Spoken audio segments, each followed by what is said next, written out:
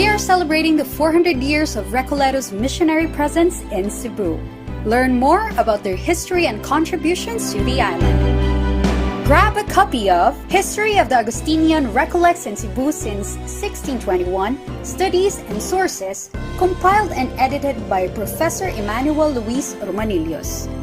Now available on Lazada and the USJ-R bookstore. Shop now!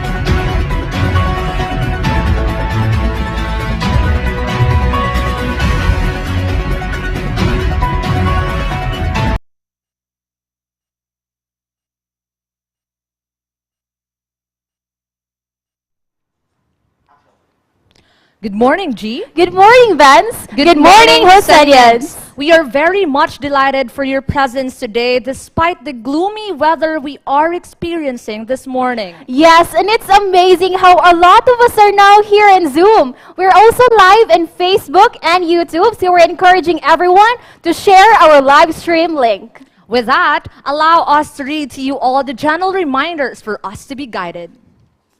Make sure that you have pre-registered online through the link presented on screen and have given your active email address correctly.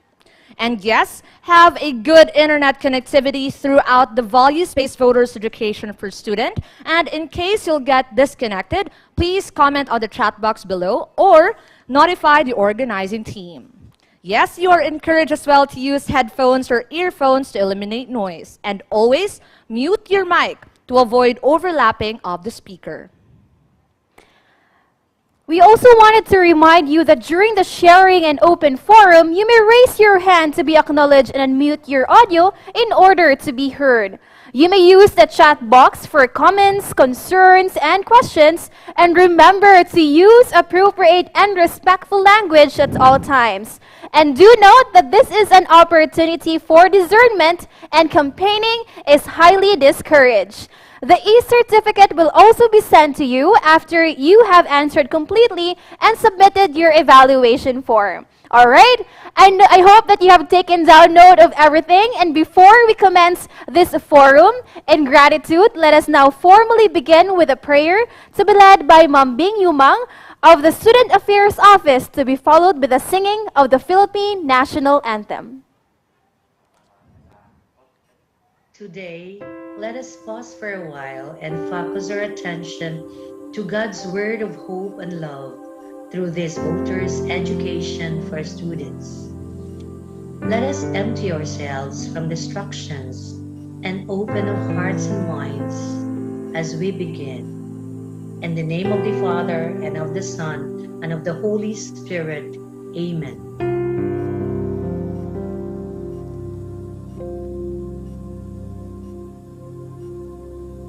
Come, Spirit, who is our light. Shine among the shadows within. Warm and transform our hearts.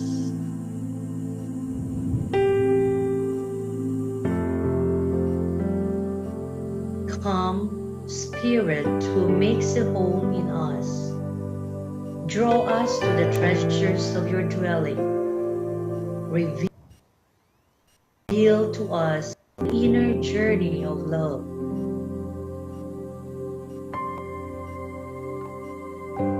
Come, Spirit, Comforter and Consoler. Heal the wounded, soothe the anxious. Be consolation for all who grieve and ache. Come, Spirit, who energizes our being. Keep us from the tangles of toil and travail. Lead us to moments of prayer. Come, Spirit, consuming fire of love. Fill us with enthusiasm for your vision. May the desire for truth be vibrant in us. Come, Spirit, joy of our souls. Dance amid life's hills and valleys.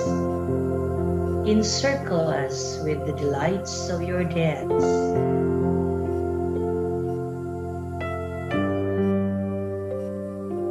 Come, Spirit of wisdom and insight. Draw us toward your goodness and light. Direct our growth and guide our ways.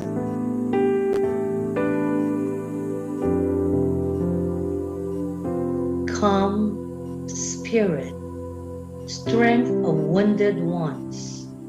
Be warmed in hearts of those grown cold. Empower the powerless, rekindle the weary. Come, Spirit, source of our peace. Deepen in us the actions of peacemakers. Heal the divisions that ravage the earth. Glory be to the Father, and to the Son, and to the Holy Spirit, as it was in the beginning, is now, and will be forever. Amen. In the name of the Father, and of the Son, and of the Holy Spirit.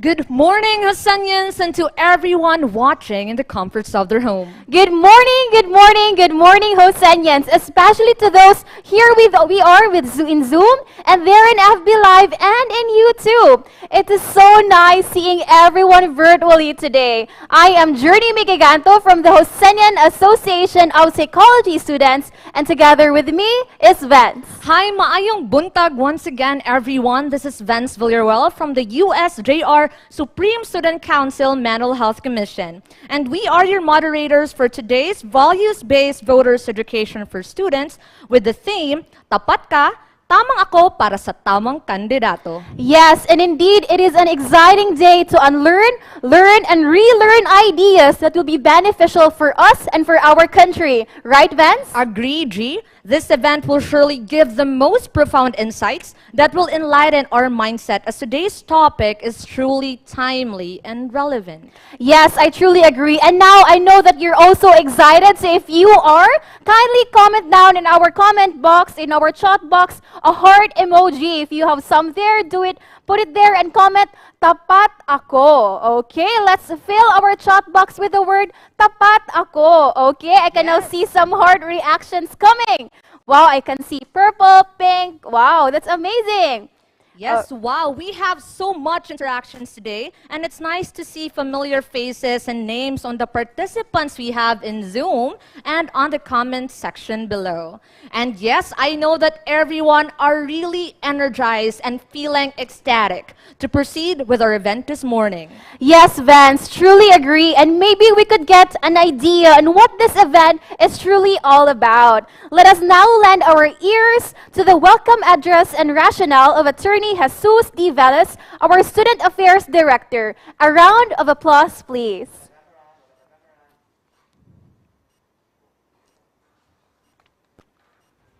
Religious and lay administrators, faculty members, office staff, and guests, good morning. As we all know, the 2022 national and local elections is just a month away, wherein we have to choose the next leaders of our country and in our locality. In choosing the next leaders, what do we consider? The looks of the candidates, the popularity, the achievements, the talents and how good the candidates dance or sing, or what else you are looking for in voting for a candidate.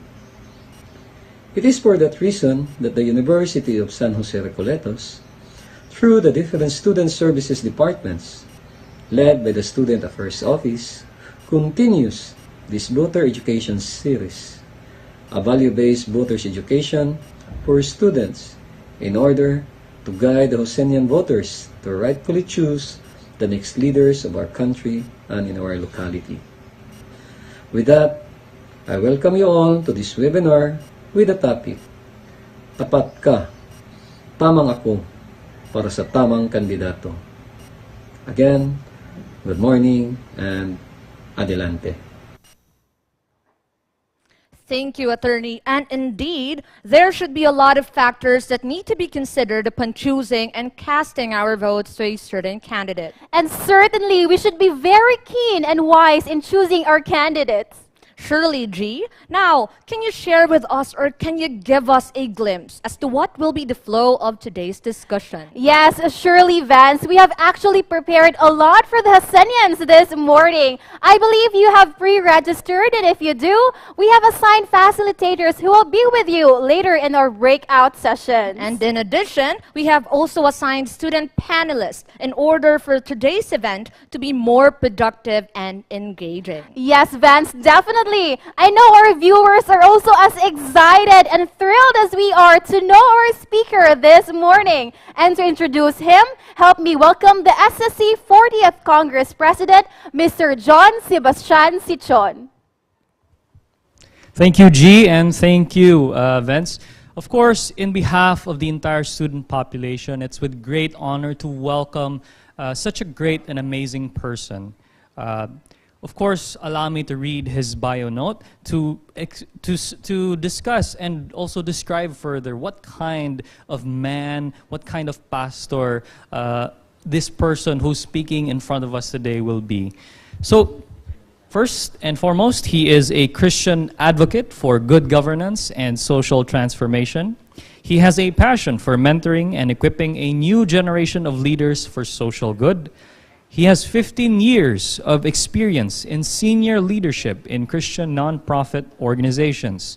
He is a full-time advocate for Bawat Isa Mahalaga, or BIM, a citizens' movement for godly governance. He oversees the implementation of Tamang Kandidato 2022, the movement's voters' education program. He is the host and writer of Faith Matters 2, a daily devotional blog on Facebook and YouTube. He is a board member of the Christian Stewardship Association and Scripture Union Philippines. He was the former chairman of the Board of Trustees of the Christian Convergence for Good Governance. He worked for the welfare of overseas Filipino workers and their families as peer servant for the OFW ministry of the Center for Community Transformation, and as Assistant Executive Director of the Global Filipino Movement. He spearheaded programming innovation and the move to digital media in Far East Broadcasting Company, Philippines. As Director for Domestic Broadcast Service and as Director for Corporate Planning and Project Development. Ladies and gentlemen, let us all welcome Pastor Carlos Caloy M. Dino.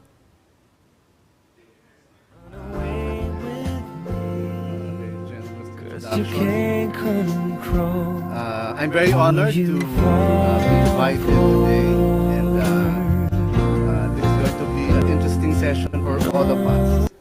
We call this session, if you'll allow me to share my screen, this session is called Tapat Ka, Tamang Ako para sa Tamang Kandidato. And this is one of the voter empowerment modules that we have developed at Bawat Isa Mahalaga. Ano ba itong Tamang Ako para sa Tamang Kandidato? It's a different approach to voter empowerment. Usually when we talk about voter education, it's usually a lecture, or it's information download about what needs to be done during elections, and there's a lot of technical jargon being dished out. But this is going to be much more like a conversation. So may kwentuhan po tayo, no? It's not pure lecture. It will also be interactive. We'll be doing some certain things during the session, and we encourage everybody to participate. The goal today is for us to determine the right values that we need to call on, that we need to uphold as we choose the right candidates for this coming elections. This is non-partisan. No, we're not endorsing any candidate. We're not favoring any particular political party. What we uphold are the right values, Christian values, and our values as Filipino citizens. And this is a module developed by Bawat Isa Mahalaga. Now, a few reminders. As we go into one of the first things that we're going to do is we will be having a breakout session later. So we'll set it up, no? As we go into our breakout sessions in a while, and as we will also be doing a little interactive session in a little while. But when you are inside your breakout sessions already, I would like you to be open and be open with your ideas and with your views. And if somebody's speaking, please listen very attentively. I encourage you to participate in all of the interactive sessions. And because we will be using another application, and I'm sure this is not going to be a problem with you, you will be shifting from one application to the other. So from Zoom to, we'll be using Google Form later, no? So you will shift from one application to the other. So you need to be prepared, no? If you're using your computer, that should be not a big problem. But if you're using your gadget, your tablet, or your phone, you just need to get used to it because you'll be doing a number of times during this session. Now, the first thing we're going to do is this. And before I say this, what we're going to do is not only for those who are in Zoom, and there's quite a number of you here in Zoom right now. Even those who are watching on Facebook can also participate. I believe that there is a link that will be showed on Facebook on the comment section, I believe, no? So here in the Zoom room, I will be posting on the chat box. I'll be posting on the chat box a link, no? And you will need to click on that link. While those on watching on YouTube or Facebook, the link will be posted on the comment section for you, no? So if you click on that, you will be brought to a Google form. But for us here in Zoom, we're going to have a mock election. Well, also for the Facebook audience, we're going to have a mock election. And for those who are in Zoom, I'm going to paste on the chat box.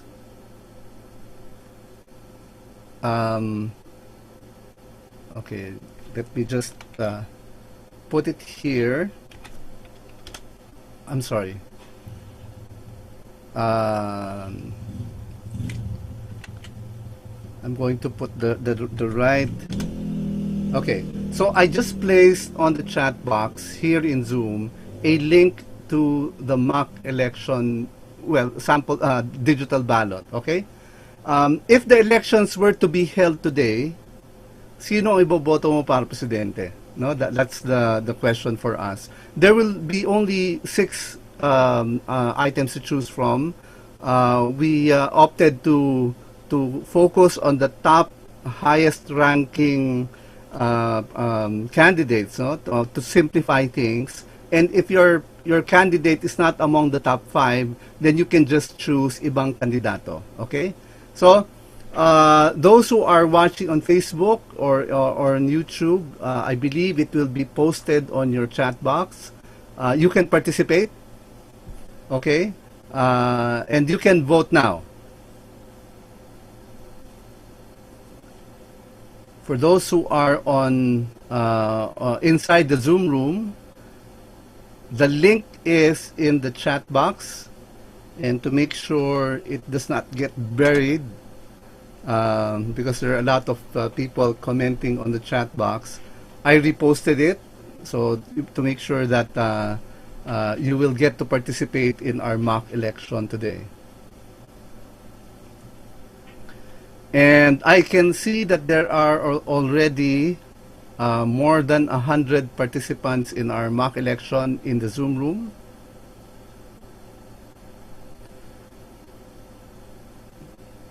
On Facebook and YouTube, there are 70 responses already.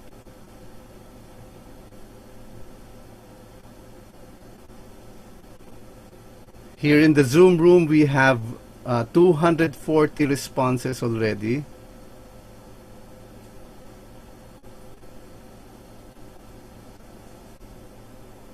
On Facebook and YouTube, we have just reached 100.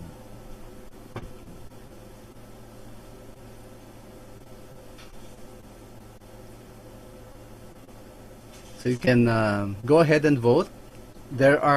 I can see that there are about almost 900 people inside the Zoom room right now. So if we can have at least maybe 600 at least, no? That would be a good number. I understand that it can be a challenge if your internet connection is weak. Sometimes it does not allow you to enter the Google form, or it can be difficult trying to access Google Forms. So if you can't access it, that's okay. This is not going to be a big problem. It can be disappointing, of course, that you can't participate in the mock election, but that's okay, no? So we now have 500 participants in the Zoom room who voted, and while on Facebook and YouTube we have 230 responses already. So this is going to be interesting.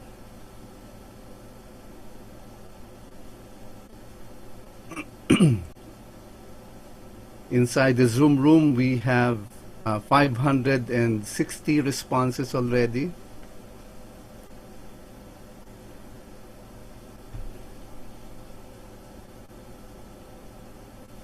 On Facebook and YouTube, we have 290 responses so far.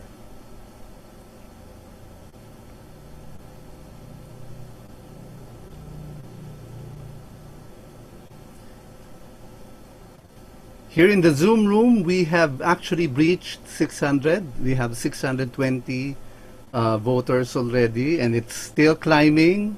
It's not slowing down, so I think we're going to have quite a significant number of participants today. On Facebook and YouTube, we have 350 participants voting. So we'll give it just a few more minutes, just to allow everybody to cast their votes.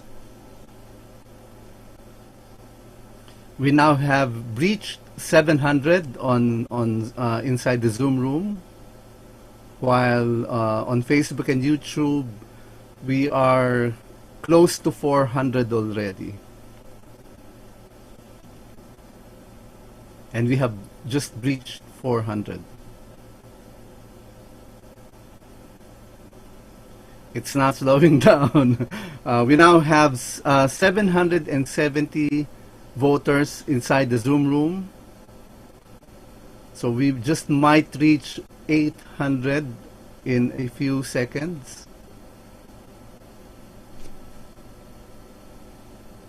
It's now 800 inside the Zoom room. Okay. So it looks like pretty much everyone, almost everyone inside the Zoom room will be able to cast their votes. Meanwhile, on Facebook and YouTube, we have 520 votes already.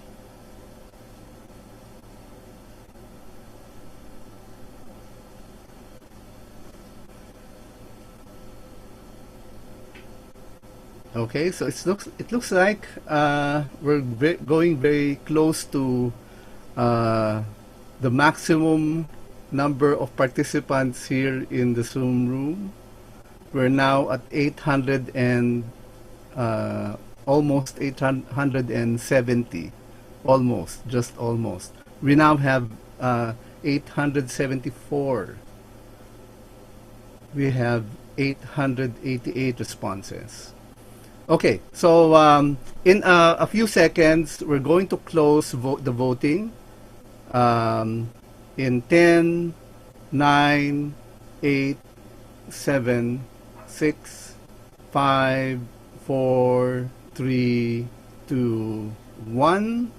And we've just closed the voting for inside the Zoom room, and we will close the voting on YouTube and Facebook in 10, 9, 8, 7, 6, 5, 4, 3, 2, and 1. And the voting is now closed. Okay?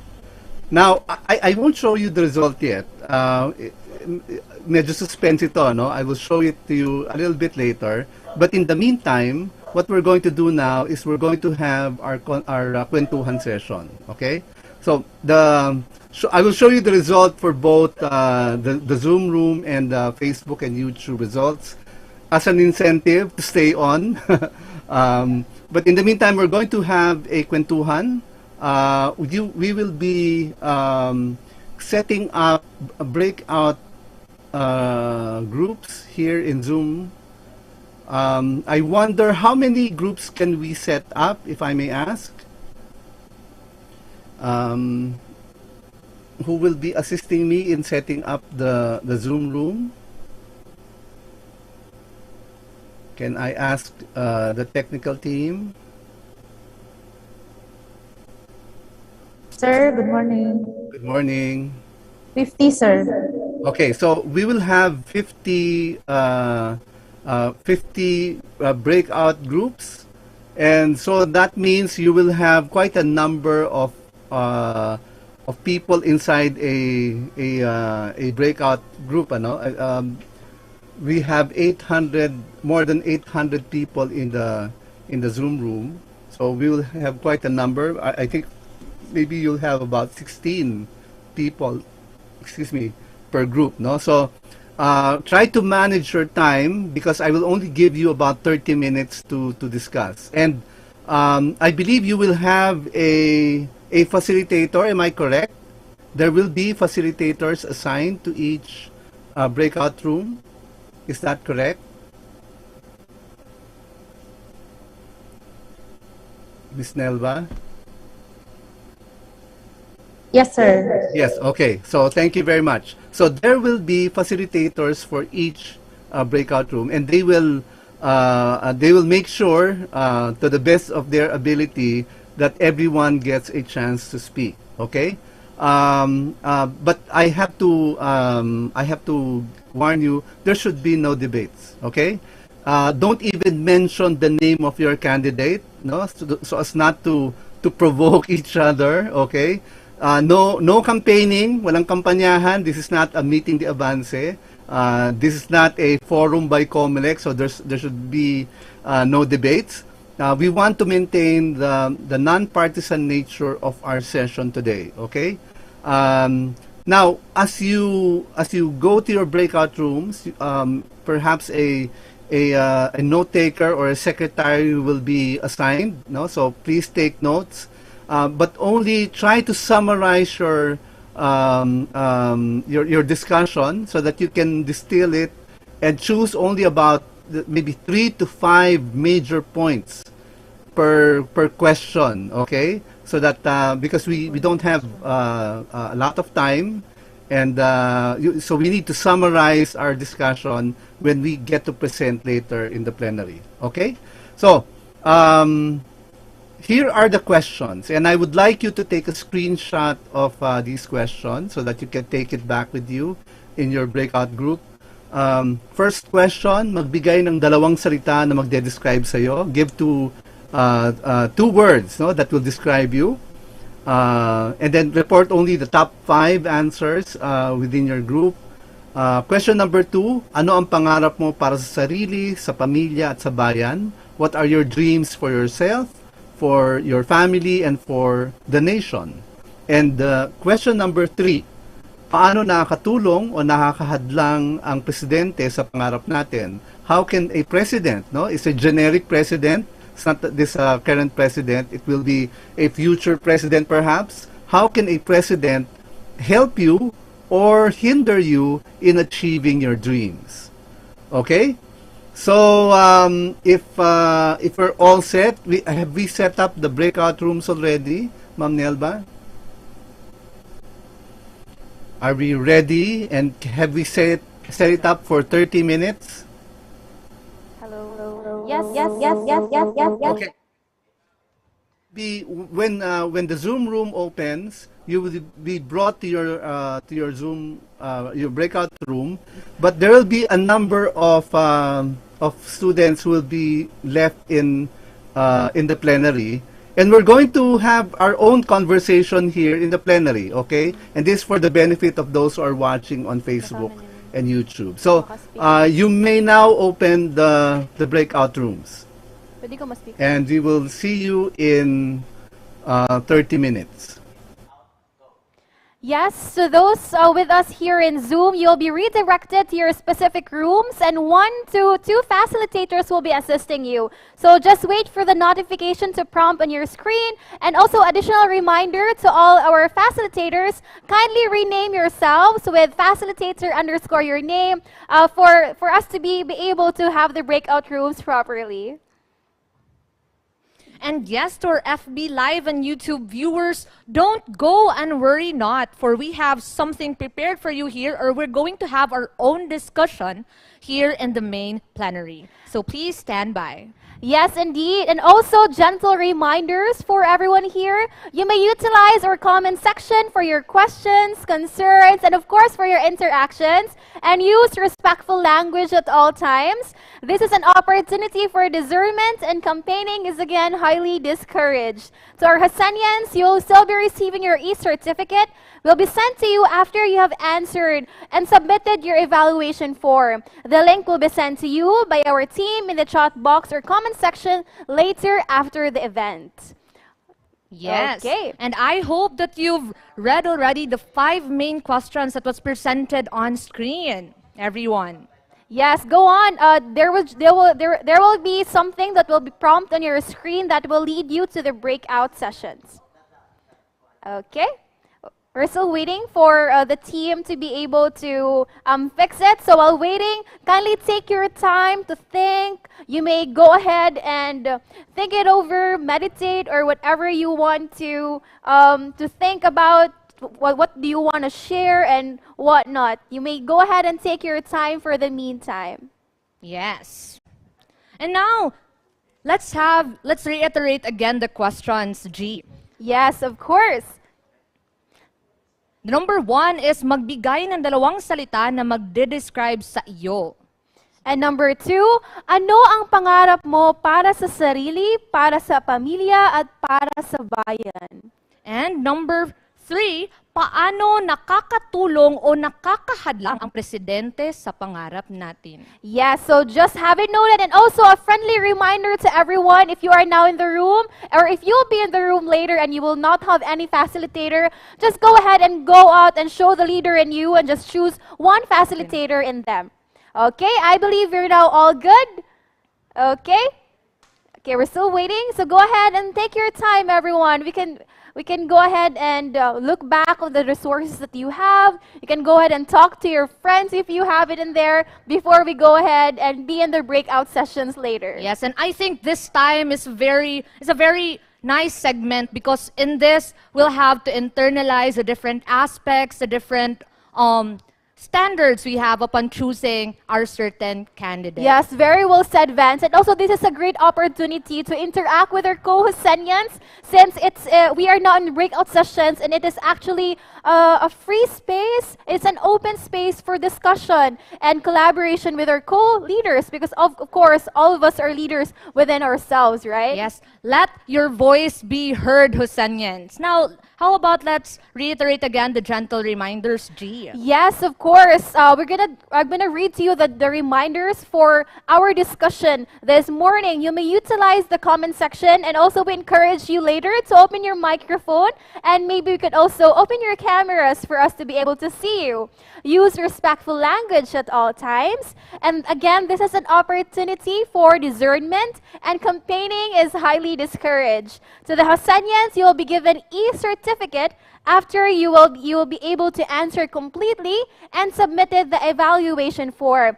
Worry not, as the link will be sent to you in the chat box or comment section later after the event. And yes, once again to our FB Live and YouTube viewers, do not go, and please stand by, because we will going to have our own discussion here in the main plenary. Yes, Vance, I'm really excited to get to know our student panelists later. I believe they've been really ready to interact with us later, right? Yes, I am excited as well.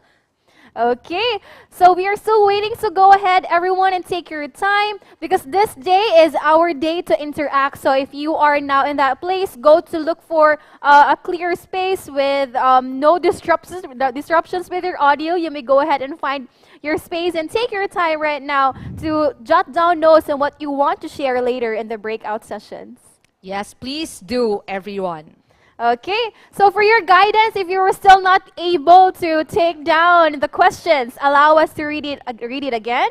Now, number 1 is magbigay ng 2 salita na magde-describe sa iyo. Yes, at according to Pastor Kaloy, i-report lamang ang 5 pinaka-common. So if you're a lot ng breakout sessions later, just go ahead and have a secretary, I suppose, to take down notes of everything.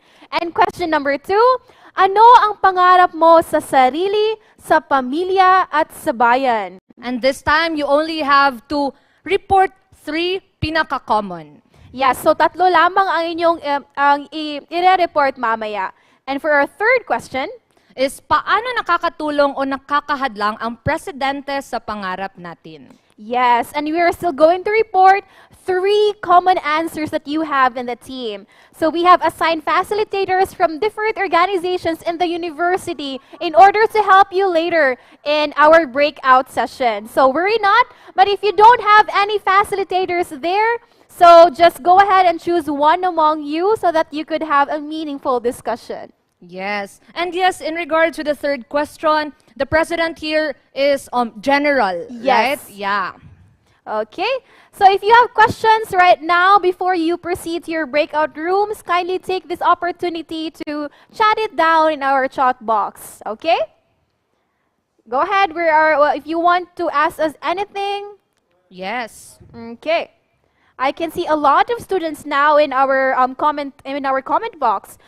If you may, I may also wanted to ask, what are your degree programs that we could be able to acknowledge you? Do we have here from the School of Business and Management?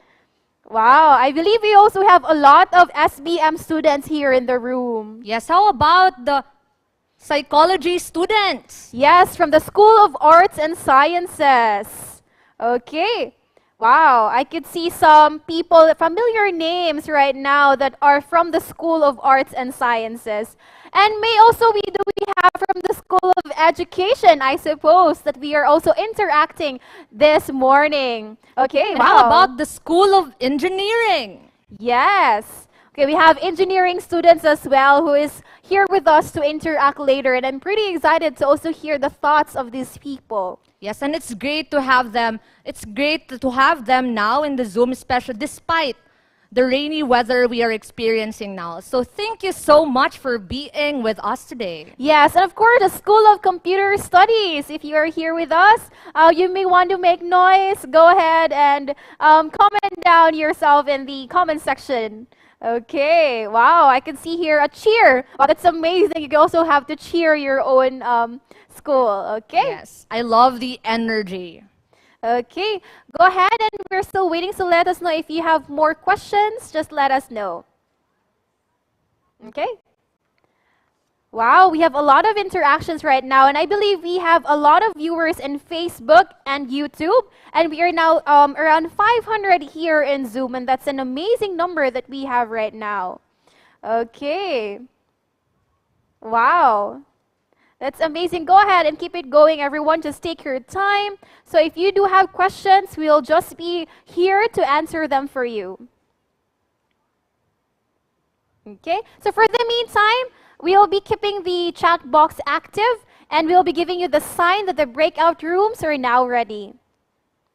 Okay, so of course, we will not forget to also recognize our School of Medical Sciences. So we also wanted the School of Allied and Medical Sciences. If you're here with us, I know that you're also pretty excited to have your lab face-to-face soon, and so am I. Yes, mag-ingay everyone. Especially our FB Live viewers, please comment down in the chat box below or the comment section. Yes, indeed. Okay, I know that you're very active right now, and I'm happy that the weather is really great today. Yes, and of course, may this time also, you can also share the link through your FBs in order for us to have more viewers. Yes, and it would really be great to extend this conversation and be able to let others know what we are talking about here. Yes. Okay. Once again, this is the PINILIAY 2022 Voter Education Series with the theme, Tapat ka, tamang ako para sa tamang kandidato. Yes, indeed. And of course, everyone, I hope that you've already taken down notes. And if you do have questions, just feel free because we have our team who will be able to check your comments, your questions, or what do you want us to address this morning? Yes, and to our Zoom participants, if you may be disconnected from your server, please reach out to the organizing team, or once you come back, comment on the chat box. Yes, indeed. Okay, so we will just be on standby and let us know if you have further questions, and we will now be giving back the floor to Pastor Kaloy in case you have more instructions for our students later in our breakout sessions.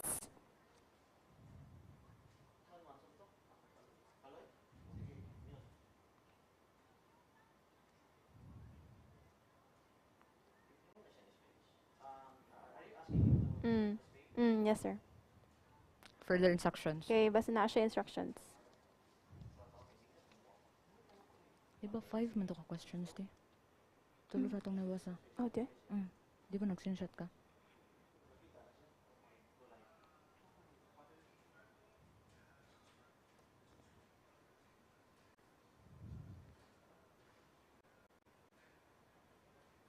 Ano daw?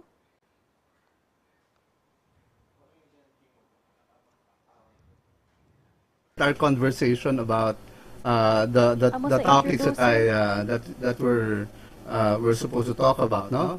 The first question that I presented was what words would you use to describe yourselves, no? And thank you very much for joining me here in this conversation. I can see on my right, is that correct? That should be Efren.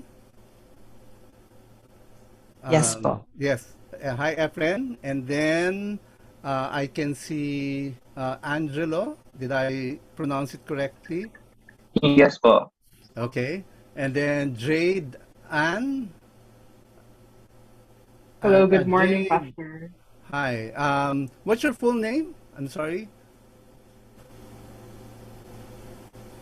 Jade Angelique. Jade Angelique. Okay, so how do I call you? How do I, what's your nickname? Is it Jade or Angelique? You may call me Jade, Pastor. Jade, okay. So, we're going to have a little conversation here. And if, you know, if you want to introduce yourself to some stranger that you got to talk to, how would you describe yourself? What 2 words will you share that will give the other person a clear idea of who you are? And maybe we can start with Efren. So, good morning, everyone. For me, I am an optimistic kind of person. I'm also a social butterfly since I really get along with everyone as long as they know their limitations.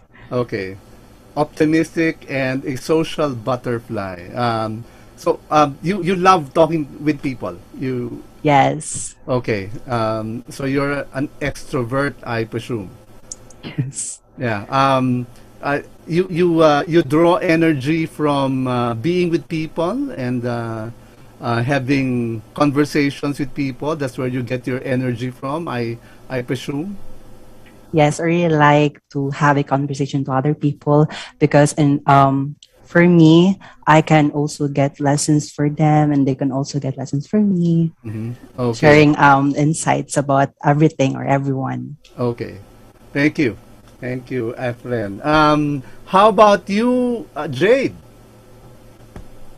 Hello, everyone. Once again, my name is Jade, and 2 adjectives I would use to describe myself be number 1, I think I am empowered. Not think, I believe I am empowered. And second, it's not enough to just feel empowered. We have to be persistent, especially especially with our goals and what we want to achieve in life. So I believe these two adjectives describe who I am and what I am to other people as well. Okay. Wow. It's really we get to know people, no, by even with just two words. It's possible for us to have a better idea of who you are, no. And so those who are still in the Zoom room, I encourage you to also write on the chat box. How would you describe yourself? No, what two words can you think of that will describe yourself? Also, if you are watching on Facebook or YouTube, you can also participate in this conversation. No? If you can type on the comment section of YouTube and Facebook, you can type your two words over there.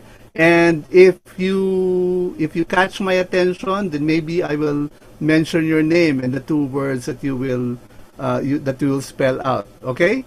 So how about you, Angelo? What two words would can you think of? Like, two words that would describe you probably is being friendly and dependable. Being friendly is, I think, making friends can really help us mold ourselves as they influence us in a good way or in a bad way. But neither there is a lesson to be learned at among friends. And also dependable. I think I'm dependable as most of my friends and classmates see me as a little leader, and I am a person that can be trusted. Wow. Okay. So I believe you. I think you're a trustworthy guy. I can see that there are a few people on Facebook who are participating in our session today, in our conversation. There is, I can see Carl Benedict Torres Garces, and he said he's a socializer and an inspirer. Wow, that's a great way to describe oneself, no? I can see Falconeri Candelasa. He said he's strict and loving. And Joseph Baharias, antisocial, pessimistic. That's very intriguing. I wonder what's behind these descriptions. No? For Christelle Bourbon, she's outgoing and jolly. And then Larabel Diano, friendly and open-minded. Kathleen Saladaga, hardworking and friendly. Angel Alo Nasayaw, goal-driven and accountable. And wow, it's beginning to pour in, no?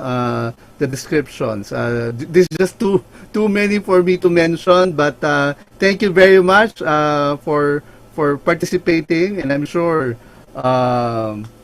we all agree that there's a diversity of ways that we can be identified, no? Those who are still in the Zoom, if you wish to take part in this conversation, you can type in your description also. I can see Anne Herona, and she describes herself as energetic and considerate. I can see Ciriel Jaya Bukau, determined and cautious. Wow, okay. From Carol Braga, resilient and determined. From Marie Claire, optimistic and precautious. Okay. Shemaya, hardworking and loving. James Gerard, pessimistic and logical. And RG, friendly and loving. And the answers are also beginning to pour in, no? So it may take too much time if we mention them all. But thank you very much for taking part in this conversation. And maybe it would be good to move on to the next question, no? Our question number 2 is, what are your dreams? What are your dreams? Personal dreams, your dreams for your family, and your dreams for the nation. And maybe this time we can start with Jade.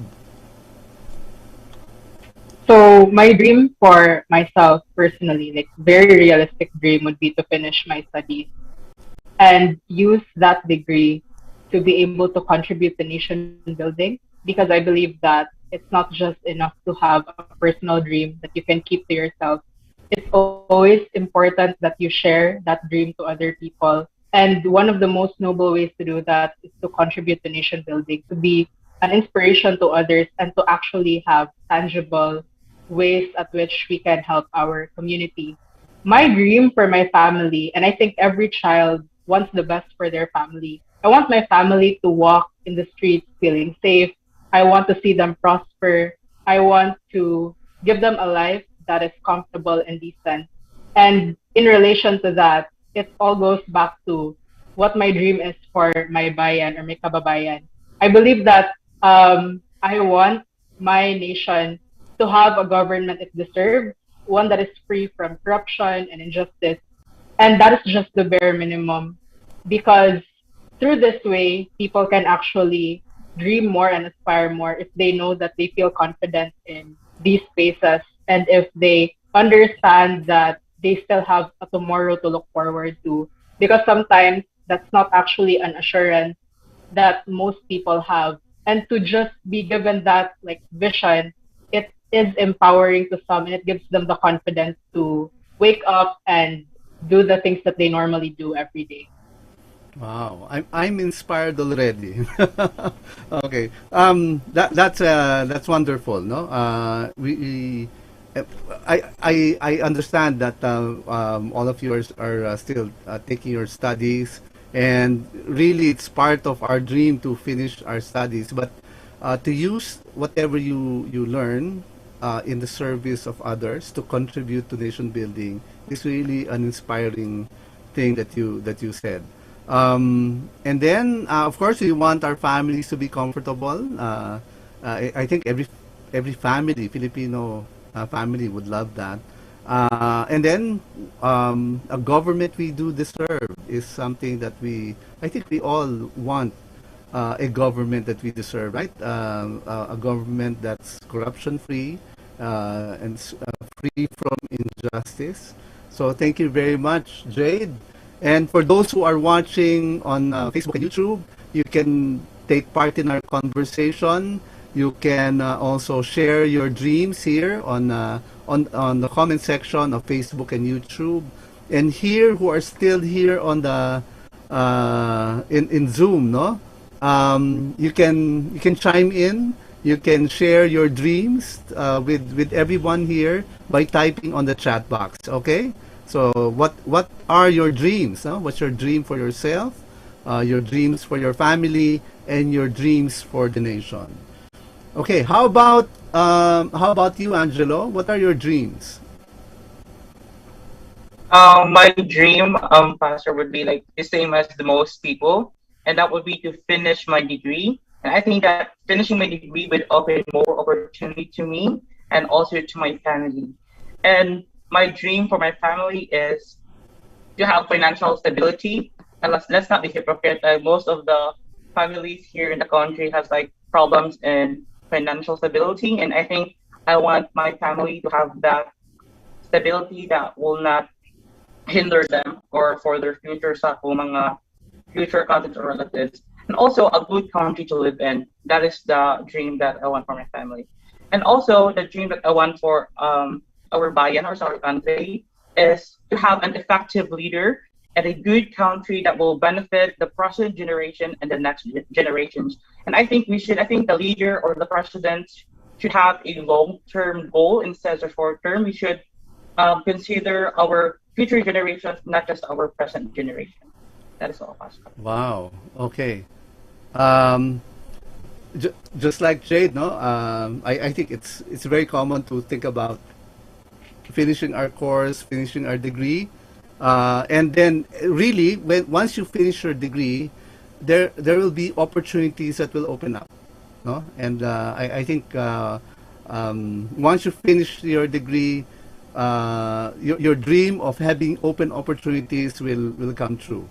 And of course, that will lead to your dream for your family's financial security. And I'm sure that very often our personal dreams are interconnected with our family, for our dreams for our family, right?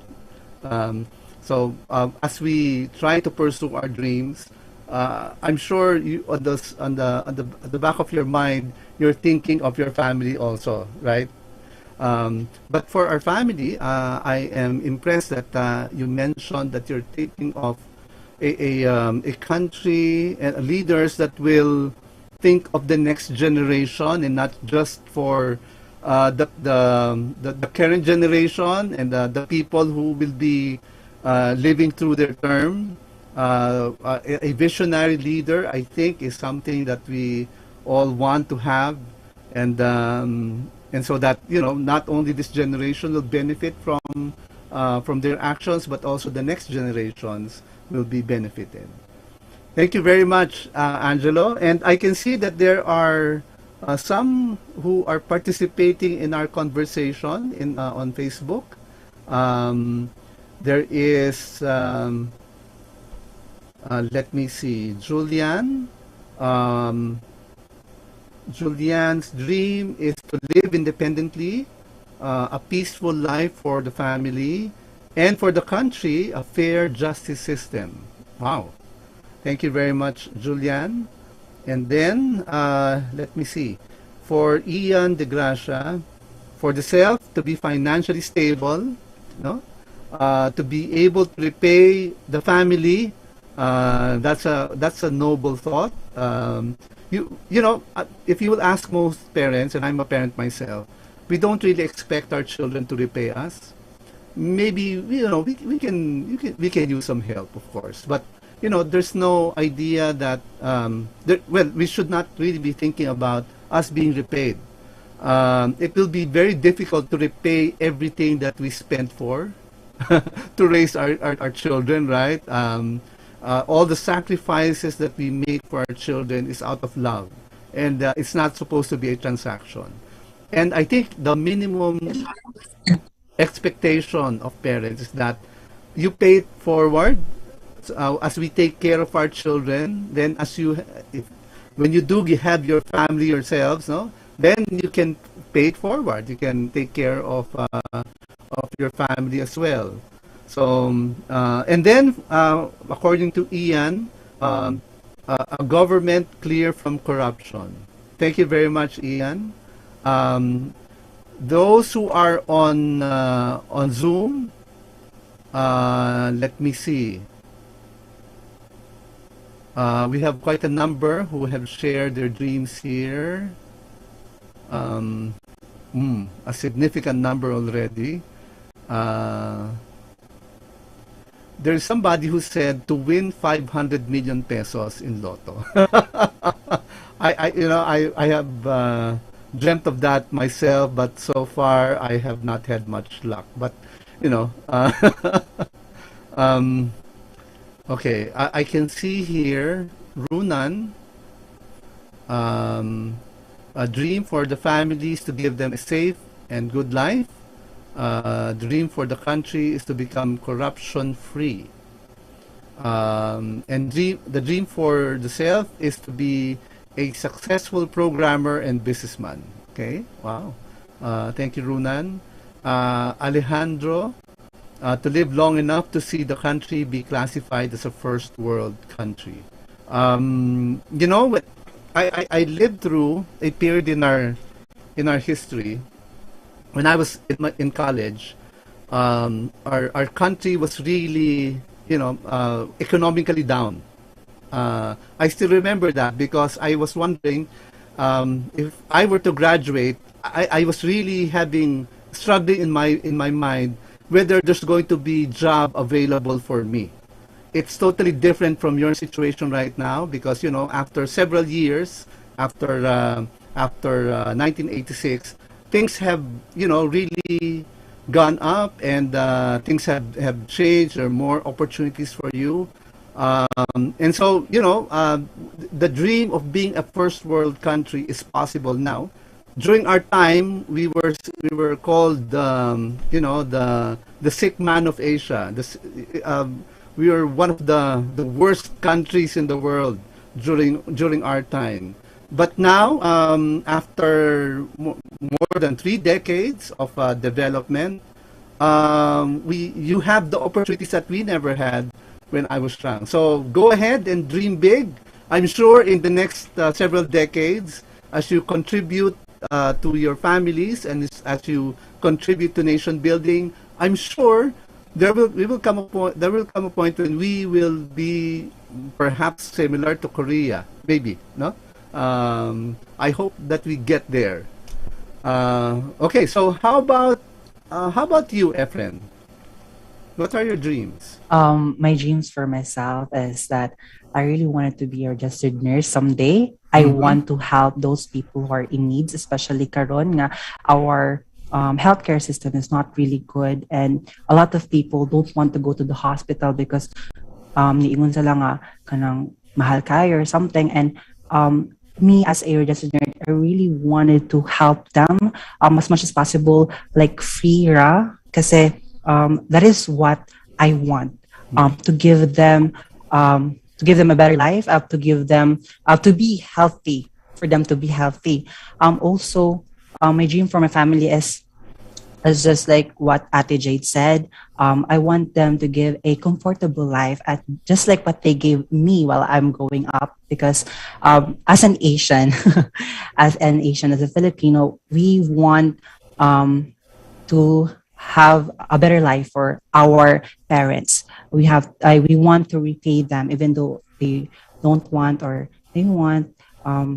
It is for me. I really want them to be happy for the rest of their lives. And also for our country, I want everyone to have the same opportunities as we have right now, so that no one should be left behind. That's all. Wow. Okay, no one left behind. It's rare. Well, maybe not very rare, but there are not many people that I get to talk to who are always thinking of other people. And so to think of you are in a course, pursuing a degree for a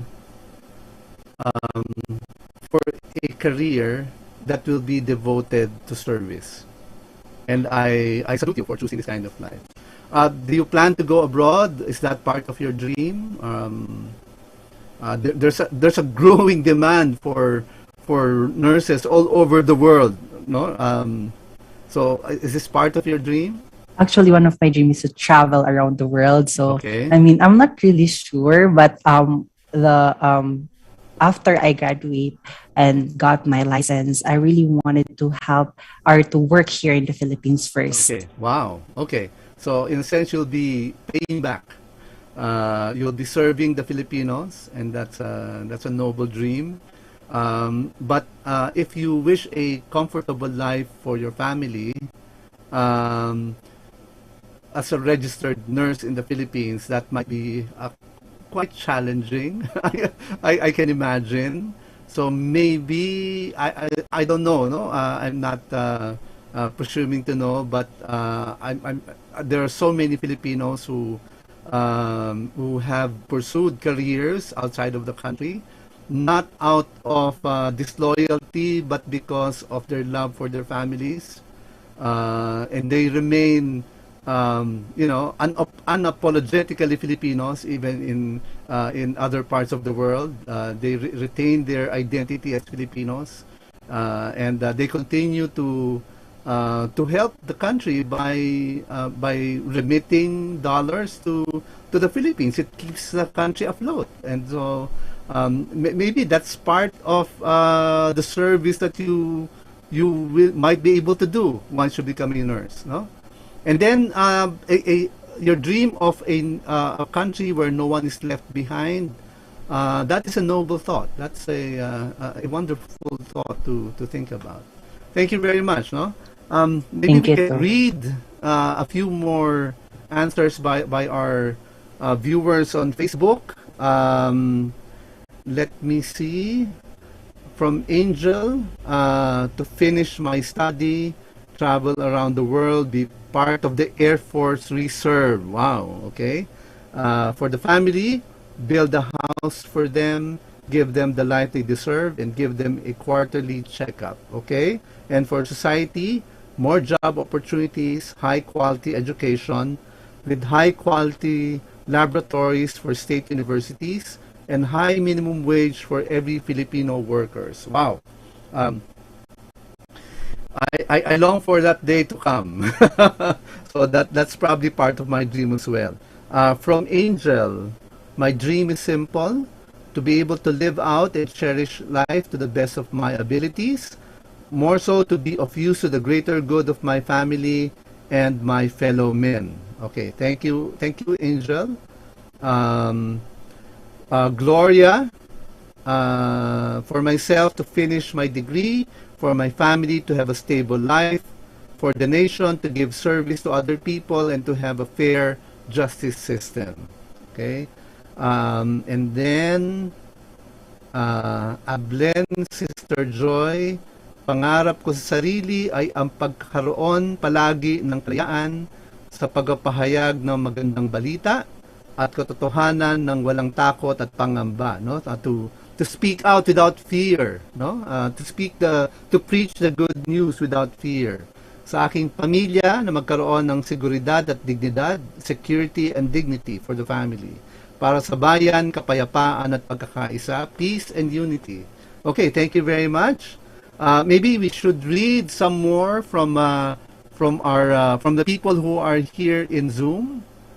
I can see Jamaica Moralde. I would like to see myself, my family, and every Filipino living in a prosperous country that is full of opportunities, especially for the marginalized, provided by great leaders. Okay, yeah, I think we need great leaders to create that opportunity and for this to happen. No. Let me see.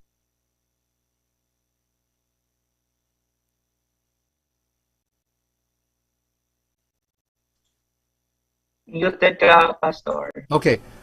Dream for myself. This from Angelica. My dream for myself to be able to provide for my family, give them a better life. For my nation, a dream that we can rise above poverty and to be able to help our communities in the best way possible. Wow, okay. From Sophia, my dream is to travel around the world. My dream for my family is to give them a comfortable life and bring them in my travels. Lastly, my dream for my country is that it would become prosperous. You know, I mentioned that when I was younger and when I was your age, it was nearly impossible to dream about going abroad. During our time, you have to be very wealthy to travel abroad.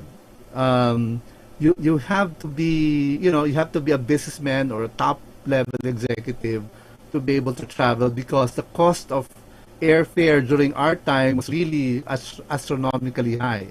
So that was not, that was not part of my dream. Well, perhaps because I was thinking I would not leave my country. I will serve here in the Philippines. So I was not thinking of going abroad during my time. If you will go abroad, it is to really work there and not just to travel. Today, you have the privilege of not only being able to afford travel, but you have work opportunities, job opportunities here in the country that will afford you a lot of extra income, extra revenue, so that you can save up for your travels abroad. And so I think this one of the best times for any Filipino to live. And so I say dream on. Think of the highest dreams that you can think of, and then try to pursue it. No. Okay. We've talked about our dreams, and I'm just wondering, have we have you broken up into the breakout rooms already, Ma'am Nelba? Is there any issue about the breakout rooms, if I may ask? Ma'am Nelba?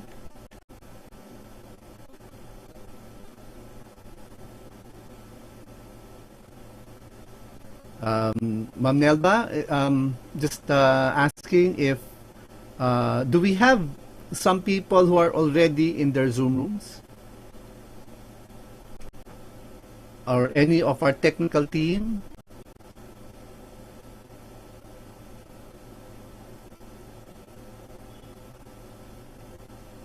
Ma'am Nelba? Sir? Yes, are the Zoom rooms already open? Are they in their rooms already, or we have not opened it yet?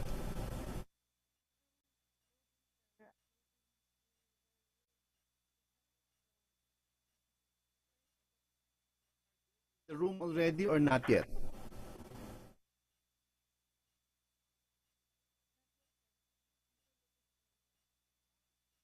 So we still have everybody inside the plenary. Is that correct?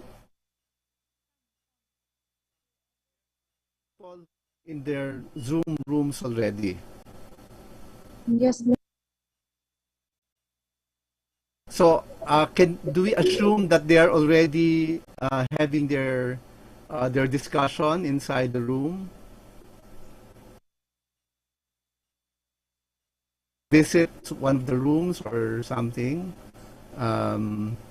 because we're about to discuss the third question, and once we complete this question, I expect everybody to be here already in the plenary. No? sige sir, we'll check.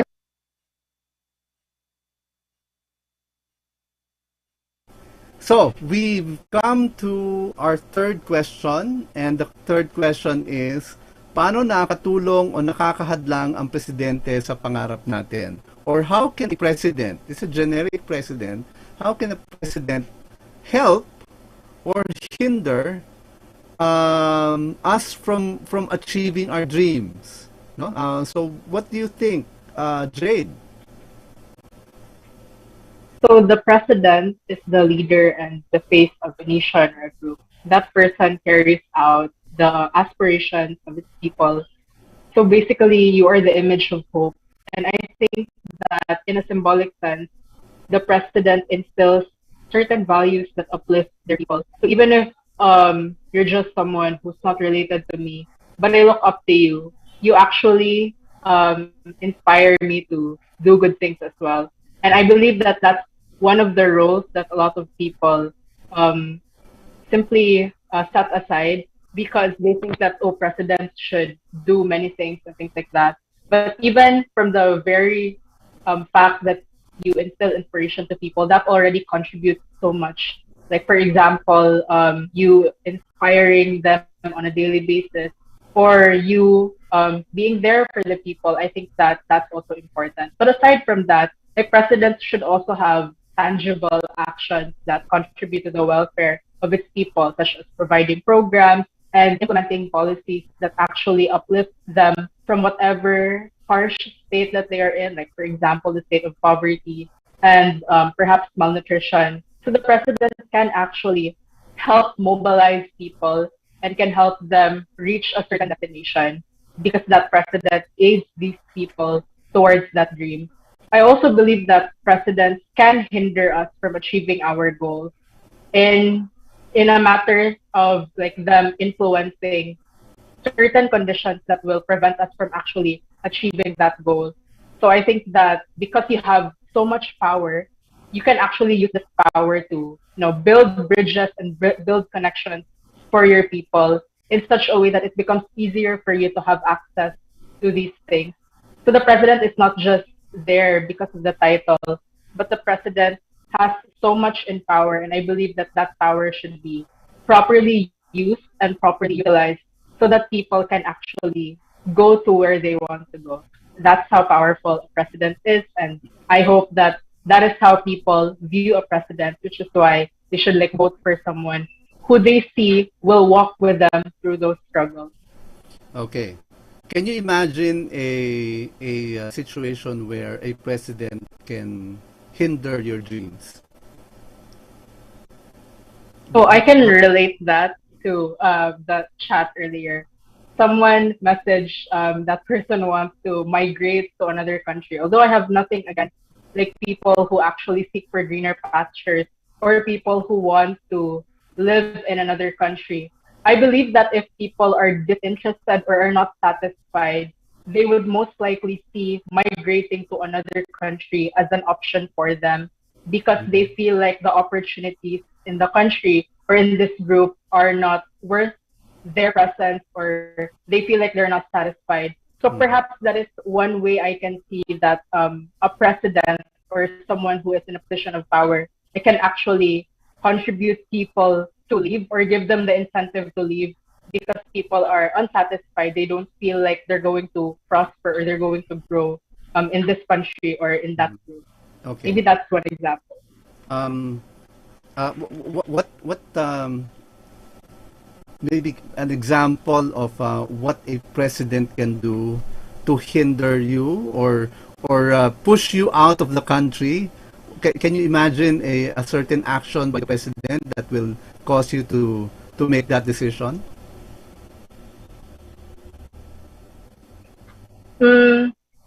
One example I can think of is if like the president, like in the instance that the president does not give like better wages for the people or people don't feel like the salary that they're receiving is enough for them to like raise their family or give a decent life to their family. So obviously people have to make the huge sacrifice of finding opportunities elsewhere. And I think this relates to like how economic policies are basically formed in our country in that essence. Okay, thank you very much. No, yeah, I agree with you that more than just doing the job, the president is actually you termed it an image of hope. He is supposed to inspire the people. No, so I can imagine how a president can cause people to do certain things according or evoke a response among people that will be consistent with certain values. So yeah, I agree. No, a president has that influence in causing people to take action and doing a lot of good things. No? But then again, no, if a president commits to certain policies or programs or that will not be helpful to the people, then yes, I can imagine that it it might cause you to consider leaving the country. So okay, so how about those who are watching on Facebook and YouTube? Maybe you can chime in. What do you think will cause you to what can a president do to help or hinder you in achieving your dreams? I can see, let me see, I'm here on Facebook. I can see Falconeri Candelasa. An intelligent and honest president can make our future families to experience things that we dream about for our country. It can hinder my dreams when the president is a close-minded and selfish person and just on one perspective. Okay? From Angel Burlat, the president can help us reach our dreams if he or she will expand access to high-quality early childhood education programs, recruit and train high-quality teachers to help students succeed, and encourage students. Also, if he or she is a good role model to every Filipino, especially to young adults, and open more opportunities here in our country. If the president is corrupt, using money for personal gain rather than for the improvement of various sectors in our country, and does nothing to improve our education and economy, it will be a major hindrance to us achieving our goals. Because I believe that education is fundamental to our success and it helps our country grow. Wow, that's a very insightful comment. From here in Zoom, let me see. From Jane Claire Pulgo, the president has to, every step of the way, place priority on the welfare of the people.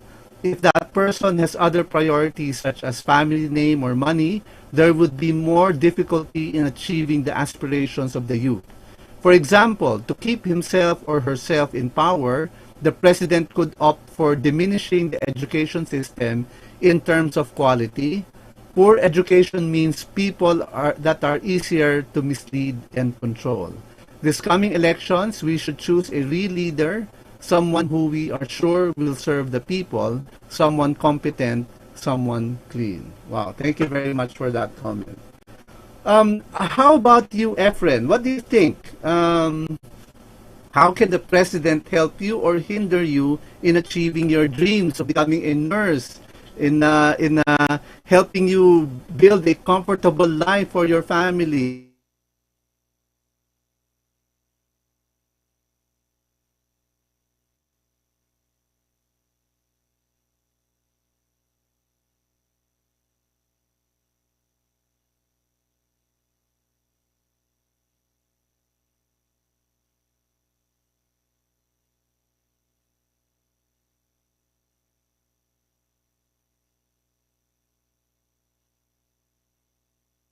Recording in progress. Hi, I'm sorry. I into a Zoom room, and I assume that some of our panelists are also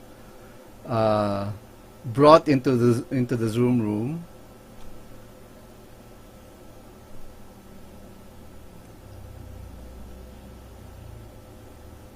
So sorry for that. If we can bring back our panelists to the plenary, it would be good so that we can continue our conversation right here.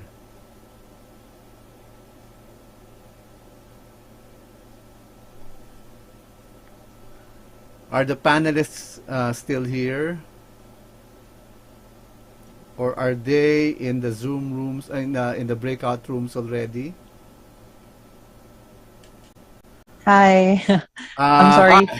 I'm really sorry, Pastor. That's join okay. sa other room. Yeah, So, I got zapped also, so don't worry. so in regards, nakakatulong because they can lead our country productive and competitive. Productive because they can enforce laws that could benefit the nation.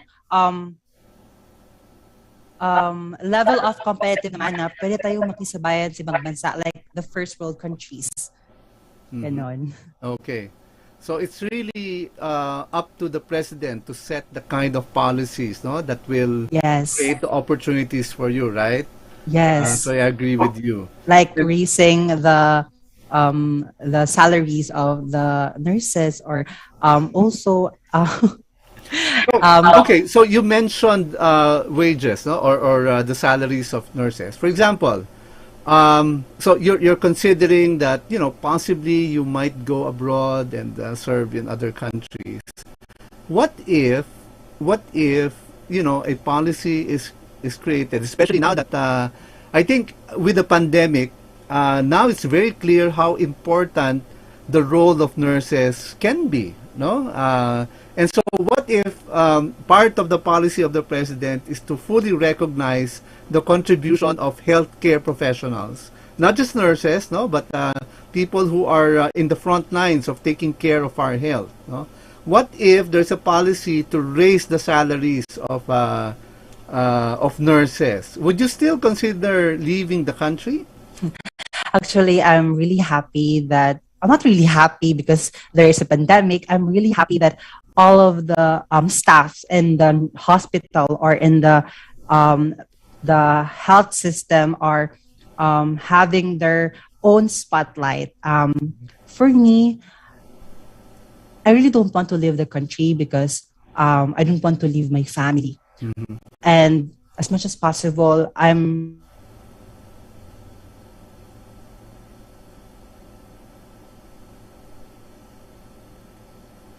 Okay, I think he got lost.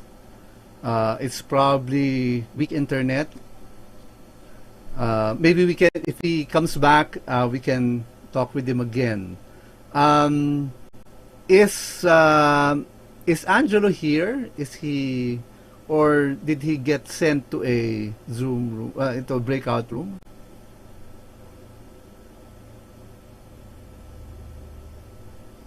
So he's not here, no? So it looks like it's you and me, Jade. excuse me, nakuha na po. Okay. Uh,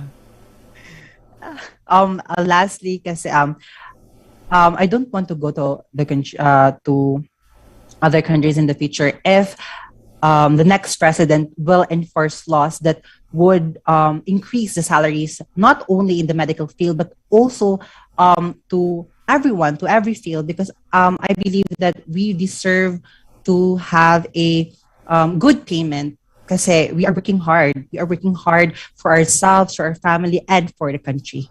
Okay, thank you very much. I noticed you. that your name got mixed up. You may want to change. I'm sorry. it back. Yes po. I was about to call you Jade. Okay. Is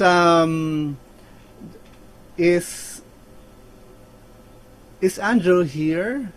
Do we have him back? I think he's still reconnecting. Okay. Okay, so let's try to look at other feedback from our Zoom audience. Okay, let me see. I'm looking at Robe Marie Rose. Lumalaban ka para sa bayan mo, hindi para sa tao na iyong inidolo. A president becomes a hindrance the moment they become an object of worship, not a leader who walks by your side. When their self-interest overtakes their duty to lead their nation to the right and prosperous path, the people beneath them turn into no more than brain-dead lackeys. They should inspire hope and ignite the fighting spirit of the people living in the country. That way, even the youth are able to at least dream and strive to reach your goals. I think this is very similar to the thought that you shared earlier, Jade, no? That you would like to have a president who inspires, no? To do good. And once the president starts focusing on himself or herself, focusing on personal interest, then things starts to go south, no? Let me see. Let's look for other answers here. From Frances Nicole, sensitive and determined. So a president who is I'm sorry, this dream pala. Okay. From Aris Manuel, I think the president should take a look at the minor problems as much as the major problems, but I feel like it's a challenge to actually push through in addressing or making counter plans for it. I think the issue here is that the role of the presidency is so large that it can be nearly impossible to attend to every issue of every Filipino, no? So it usually will be a matter of identifying the priorities for a certain period of time. So certain projects or certain issues or certain concerns will be prioritized by a president for a period of time, because it is more effective to focus your resources on a few key major problems that will hopefully open up the opportunities and solve the rest, no? I think that's how a president will think. You have to be strategic in addressing problems. You can't address all of the problems all at the same time. No, you have to be strategic and focus on key problems at certain times. And if you will recall, try to recall the different presidents that we've had. I can recall back to the time of the 70s. No? So I have a long memory already. No? So I can think of the different presidents and what they focused on during their time to govern. No. So, for example, I can imagine Cory Aquino. The focus would be on restoring democracy, but she failed in certain aspects of governance. I can recall Fidel Ramos focusing on rebuilding the economy, no. But there were a lot of criticisms of corruption also during his time. Not to him personally, but the people surrounding him were supposed to be corrupt. But he did lay down the foundation for economic growth, which later on were the stepping stone for other presidents. No, so really Fidel Ramos laid the groundwork for development. President Estrada, in a sense, brought back the sense that the people are first, no? The masang Pilipino are first. But he was also involved in a lot of illegal practices, and that's why eventually he was removed from office very early in his term. Gloria Arroyo is an economist, so she also did a lot of work on building the economy. That's her legacy, basically, for the Philippines. She had a long time to govern. She had 9 years to govern. So she really focused on building the economy to the point where it can begin to take off. No, however, there were a lot of reports of corruption, a lot of allegations, and that, in a sense, hobbled her presidency. During the time of Pinoy, the focus was on fighting corruption, and so there were a lot of institutions that were strengthened, a lot of processes that were fixed, that were initially thought of to be easily corruptible. No, so there were a lot of internal workings that the Pinoy administration did that were invisible to a lot of people, that were unfortunately not seen by and not felt by the masang Pilipino. No, so the focus on rebuilding the institution left a lot of people wanting more. What they wanted to be served by concrete plans, and then the Duterte presidency focused on that. No, he focused on providing services, providing solution to the growing problem of the growing drug problem, and so but left others and basically disregarded other priorities. No, so it's really an issue of priorities. What is the priority of the president when you are in power? That's really the issue here, I think. No, so if we had a president who is focusing on the biggest problem that we have at any given time, then I think that would be a good president for us. No, there can never be a perfect president, I think. No, so I think it would be a matter of thinking of what is the biggest problem or the biggest issue for our time, and then we want a president that will address that kind of problem. No, I think that that would be the way to describe it.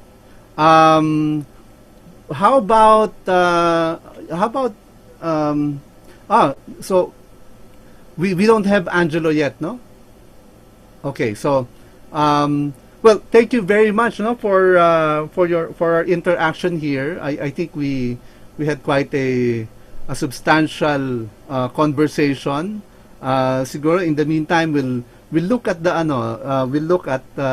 the other responses from our viewers. Maybe we will react to it if you like, no? For example, I can see here on Facebook, Karen Abigail is saying, the president can be able to help us achieve our dreams through the use of his or her platforms, policies, and projects that will bring out the best in us, improve us, and guide us to achieve the betterment not only for ourselves but also for the country.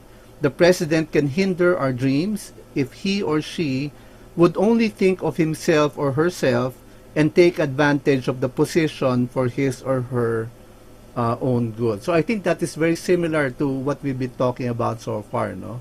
So what do you think of that?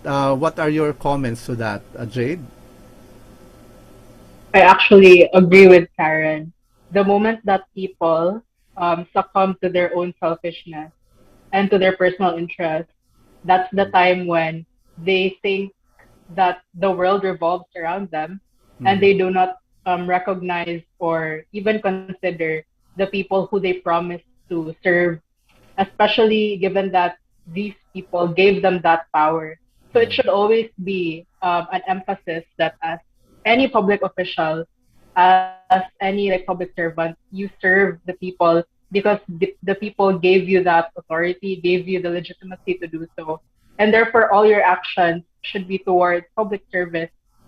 Sometimes we see the contrast of that in our government officials. And I think that the comments from Facebook and Zoom, like as I was reading it, like people, especially USJ-R students, know that there are a lot of politicians who only serve their selfish interests and who set aside like their main obligations. And I think that should change. I mean, we've been asking for that, and we've been also praying for that as well, that we will get officials who put our interests at the center of their policies and not their cronies or not their friends in the government.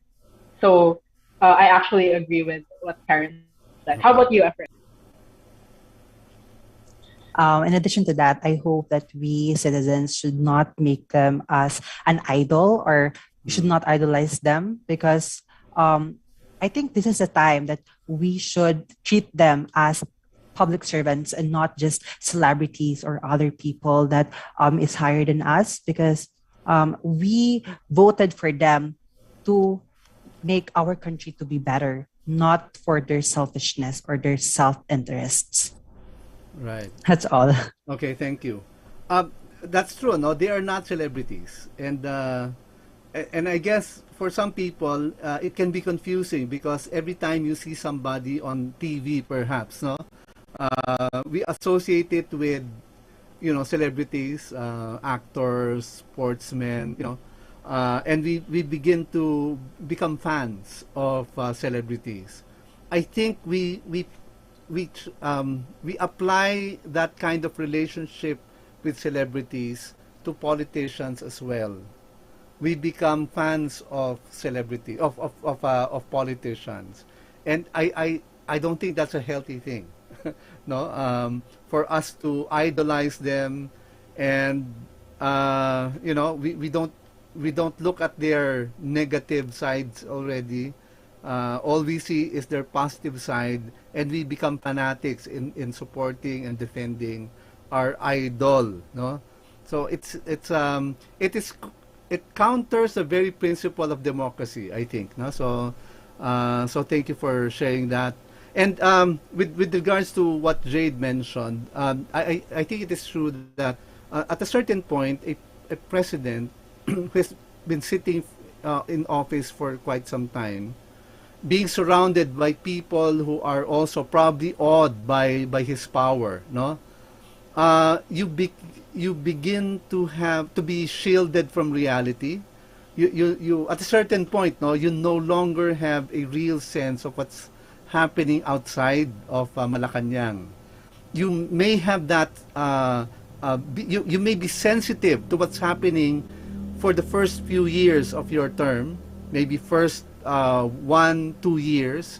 On your third year, you begin to lose touch. If you have no intentional effort to really get to know what's happening in the country or with ordinary people, you begin to be out of touch, and eventually you start pursuing your own agenda because you no longer have the pulse of the people. No, you can't feel their heartaches anymore. You can't feel their frustrations, or you no longer identify with their dreams. So that there's a tendency for a president to be out of touch at a certain point. So that should be something that the president should address and really fight with all of his or her might to go back to feeling the pulse of the people again. No? Okay, I would like to ask our technical people, how much time do we still have for the breakout session? How much time do we still have, Ma'am Nelba?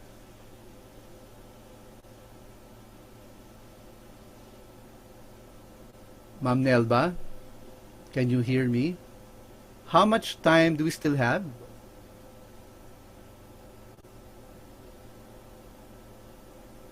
Sir, 2 minutes.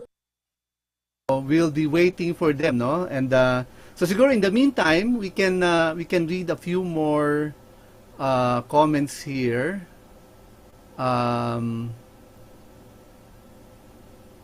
Okay, from Jeb, the president can help us achieve our dream through his or her projects that is to be implemented. This project would contain benefits for our community that can shape us for the betterment in the near future.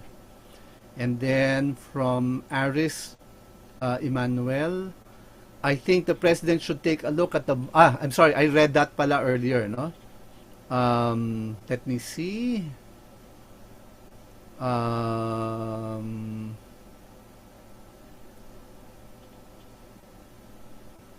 From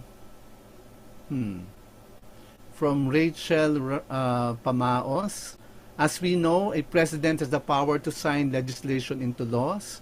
So if that laws are beneficial to us, then that can help us achieve our dreams. But if we have a president who wouldn't listen to the concerns and the needs of his countrymen, and who wouldn't consider those who are oppressed, then I think he or she can be a hindrance in achieving our dreams. I think that is part of what we discussed earlier. Once the president becomes detached from the rest of the Filipino people, then that president can become a hindrance. And welcome back, Angelo. I see Angelo in the room already. Thank you, Pastor. I'm back po. If we can bring Angelo back into the screen, is it possible? So Angelo, we were having a discussion here, about the kind of president that can either help or hinder us. What do you think? How can the president help or hinder you in achieving your dreams? I think, Pastor, they can help us achieve our dreams by implementing, enforcing laws and projects that will benefit us. And I think the president has the most power in our country. And I believe if they are effective, they will also have the power to help people and help us achieve our dreams. Mm-hmm. And also, I think that the president can hinder us depending on their effectiveness and the law they implemented. I mean, as a future healthcare professional, I believe that the nurses here are overworked and underpaid. And I think that's one of the reasons why most of the healthcare professionals move to other countries to look for more opportunities. I know that nurses here have been noticed because of the pandemic. They've been called a hero, but for the past few years, nurses, their great salary, their great salary are not enough for them to help their family and help themselves. Okay, thank you very much. Yeah, the president really can do a lot, no? To solve that situation. Okay, so how are we, Ma'am Nelba? Are they about to come back? Yes, sir. Okay, so we expect them to return to the plenary.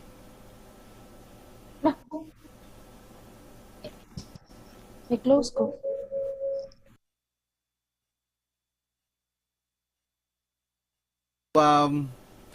Thank you very much, Jade, Efren, and Angelo, for staying with me. We had a wonderful conversation right here. And I think the audience here in Zoom, those who were left earlier, before the breakout session, and those who are watching on YouTube and Facebook, I think they learned a lot also from our conversation. And thank you very much for those who contributed to the conversation. You had wonderful answers to the questions yourselves. They're very meaningful, and I learned a lot from by reading from your comments, from when you expressed your personal dreams and your dreams for your family and for the nation, and also with your thoughts on how the president can either help or hinder our dreams. I truly learned a lot. So thank you very much. Okay, so I think, are they on their way back? Have we closed the Zoom rooms, the breakout rooms already?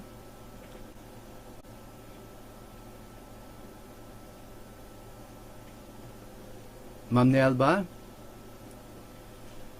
Have we closed it already? Okay, so do we expect them to come back?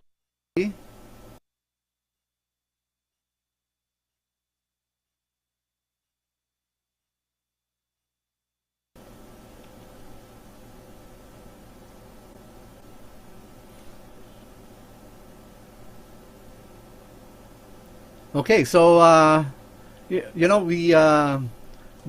had quite a technical challenge earlier, no?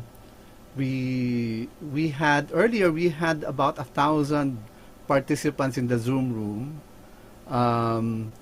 but because of some technical challenges, I think quite a number of them dropped out. I hope they can try to get back in so that they can still be part of our conversation right here.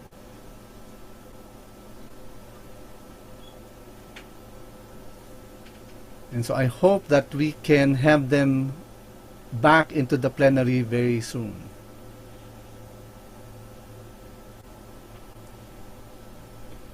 So have we closed the rooms already? Or are you still in the process? Is it closed already?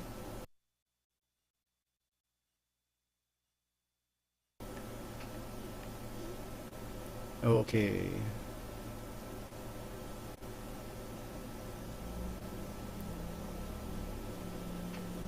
Okay, so I can see that they're starting to get back in.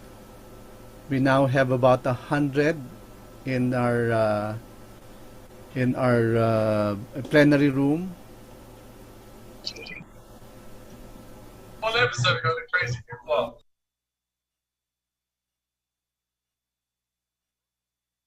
On Facebook and YouTube, thank you for participating in our conversation. I loved your comments. I've been reading them right here. Thank you for the insights that you are sharing. And maybe as we wait for them to come back, maybe I can read a few more. I can see Drew Ahmad's here. The president just needs to think about the country and not his people. He is only just one man or one person. Indeed, the president is given the job to take care of the whole country. So for the president to, in a sense, focus on just a few people that would be a betrayal of the public trust. No? Let us look for other answers here.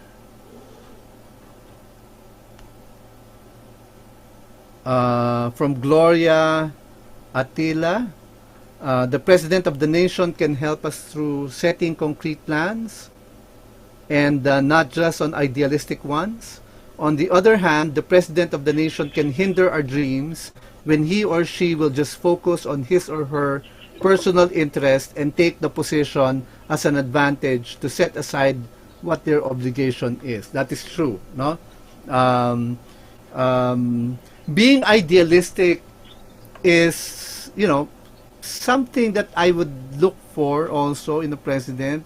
Although if the president becomes too idealistic or maybe unreasonably idealistic, maybe, no? It's not about being idealistic but being impractical. No, siguro that's probably the bigger issue there. If the president becomes too idealistic and the vision that he or she casts is already impractical or impossible to achieve, then that can be a hindrance, because whatever that president tries to do, it will be impossible to implement, and it will never be achieved. So it will be a disservice to the Filipino people if the plans that the president has set up cannot be implemented. No, so I think that's the main point there. Okay. So I can see that we're already coming back.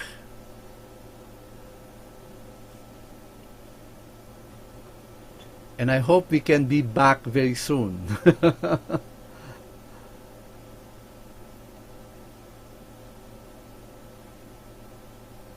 Okay. So there are still a few more inside the Zoom rooms, ano? So we'll wait for them to come back. In the meantime,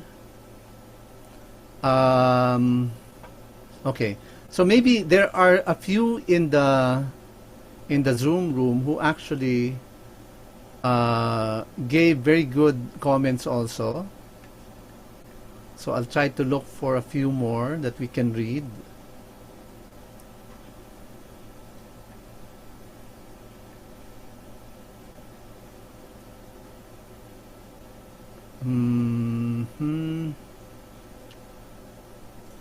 Let me see.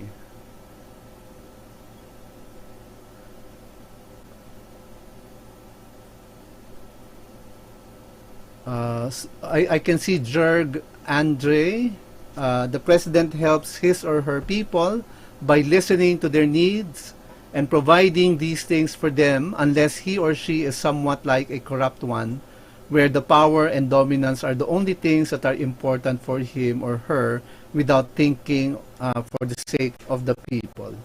Yes, I agree with you. The president should be a listening president.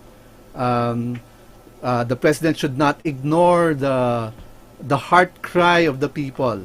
No, if you have a president who listens and who is sensitive to the concerns of the people, to the biggest problems of the people, I think that president will give proper priority to those concerns. However, if the president will focus more on personal interest and will be enriching him or herself in power, will abuse that power for personal benefit and for the benefit of his or her partners in crime, in a sense, then that will be a big disservice to the Filipino people, and that can be a big hindrance to our dreams. Okay, so we now have about 300 people back in the Zoom room. So how many more are we waiting for?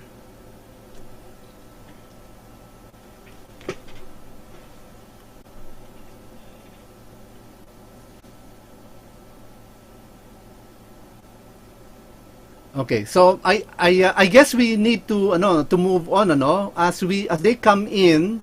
I think it would be best for us to move on, and if I may share my screen again.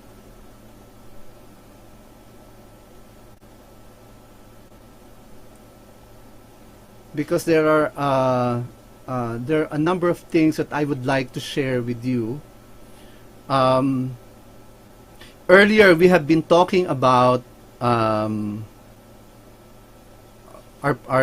way that we identify ourselves. No, we identified ourselves by many words, and there are 100 different descriptions for 100 different people.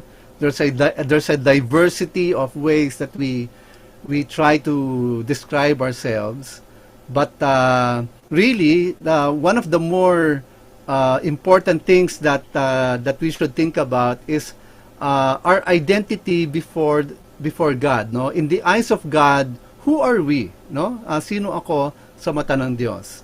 And if we are going to go back to Scripture. And let me read this for you. This is part of Genesis. This is the first book in the Holy Scripture.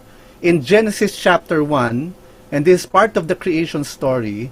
In verse 26 to 27, it says here, "Then God said, let us make man in our image, after our likeness, and let them have dominion over the fish of the sea, over the birds of the heavens, over the livestock, and over all the earth, and over every creeping thing that creeps on the earth." So God created man in his own image. In the image of God, he created them. Male and female, he created them. So God created humankind, men and women, both male and female, equally. No, God created humankind in a particular way. He created them in his image. Okay, after God's likeness. And there's a purpose for that. There's a purpose why God gave his very own image in humankind, in people. In a sense, when we look at people, there is something about people that reminds us about God. Certain qualities about God are possessed by people, by humankind. The best that the very best that we bring out, these are reflections of the image of God. No? And there's a purpose for this. This passage says, let them have dominion. Let them rule over the fish of the sea, the birds of the air. In a sense, what the Bible is saying, we are created in the image of God because God wants us to govern over his creation. We are meant to be stewards of God's creation. We are entrusted with the responsibility of taking care of God's creation. That's a beautiful thought, diba? We are given the responsibility to take care of God's creation. But because we are placed here in our country, in the Philippines, then this becomes our area of responsibility. This is what we should be taking care of. No? We should be taking care of our country. And so we can think of it in terms of us being created in the image of God to govern the nation, to be stewards of the nation. I am created by God in his image to be a steward of the nation. Now, because we are in a democratic country, because God blessed us to be in a democracy, then it is very important for us to think about our identity as far as the Constitution is concerned. Sino ba ako ayon sa Constitution? No? Who are we according to the Constitution? And for us to have deeper insight into this, I'd like you to, I have a video that I will play for you, and I'd like you to reflect deeply into the message of this video. This video will be in Taglish, and I hope this will not be a big hindrance to the delivery of the message.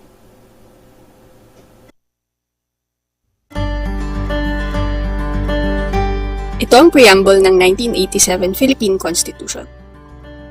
Sinasabi nito ang layunin, hangarin at halaga ng Constitution. May iba ito dahil sinulat ito na parang panalangin. Ganito ang simula niya. We, the sovereign Filipino people, imploring the aid of Almighty God. Pinagtitibay ng Constitution na ang highest authority sa Pilipinas ay ang sambayan ng Pilipino, na siyang makapangyarihan sa buong bansa. Ang nagkakaisang sovereign Filipino people ay binubuo ng mga Filipino citizens, kasama ang mga nasa abroad at lalo na ang mga kabataan. Kinikilala din ng Constitution na ang Diyos ang pinakamataas na kapangyarihan at sinasabi sa preamble na kailangan ng mga Pilipino ng tulong ng Diyos. Kinikilala nito ang role ng prayer at faith sa lipunan. Ibig sabihin, para sa ating mga Pilipino, ang Diyos ay personal at banal na may likha na siyang source ng lahat ng tulong at siya ring nagre-respond sa sino mang tumatawag sa Kanya. Sa pamamagitan ng Constitution, inadapt ng sovereign Filipino people ang isang makadiyos na layunin para sa bayan, to build a just and humane society. Sa isang makatarungang lipunan, ang bawat tao, pamilya at komunidad ay namumuhay ng malaya. Binibigay sa bawat isa kung ano ang dapat ayon sa batas. Hindi pwedeng tapakan ang karapatan ng bawat isa. Ang kayamanan ng lipunan ay para sa lahat. Ang isang makataong lipunan ay maawain at mabuti sa isa't isa. Ito dapat ang way of life natin bilang isang bayan ng mga Pilipino. Kung gagawin nating bumuo ng makatarungan at makataong lipunan, sinusunod natin ang tinuturo ng Bible tungkol sa shalom. Buhay na maayos, mapayapa, nagkakasundo, pinagpala, may hustisya, at tama ang ginagawa. Ito ang buhay na gusto ng Diyos. Nasa ating sovereign Filipino people ang kakayahan na tuparin ang mga hangarin na ito at binigay ng Constitution sa atin ang legal na paraan para gawin ito. Kaya nga, habang nagtutulong-tulong tayong mga Pilipino, sama-sama din tayong humingi ng tulong sa Diyos. Siya ang kikilos kasama natin para maabot ang pinakamataas nating layunin, ayon sa ating gawa at ayon sa Kanyang kalooban. So, notice how we were given our identity here, no? The preamble declares that we are the sovereign Filipino people. We, the sovereign Filipino people, we are sovereign. We have the highest authority in the land. That's what this proclamation is saying, no? And unique to any constitution all over the world is the second line, imploring the aid of Almighty God. We, the sovereign people of the nation, we are imploring the aid of Almighty God. We're asking for His help. We need the help of God, and we have to pray to ask for His help. This is unique because there's no other constitution in the world that mentions this. There's no other constitution that recognizes the need for God. The founding documents of the U.S. States that there's a they call on the divine providence, a very impersonal reference to God. But and for other countries, they ignore God altogether. There's not even a mention of God. But here in the Philippines, we do mention God, and we even acknowledge our dependence on Him. We need His help because we have a very high purpose for our nation, to build a just and humane society. That is a high calling. It is nearly impossible to achieve in this life.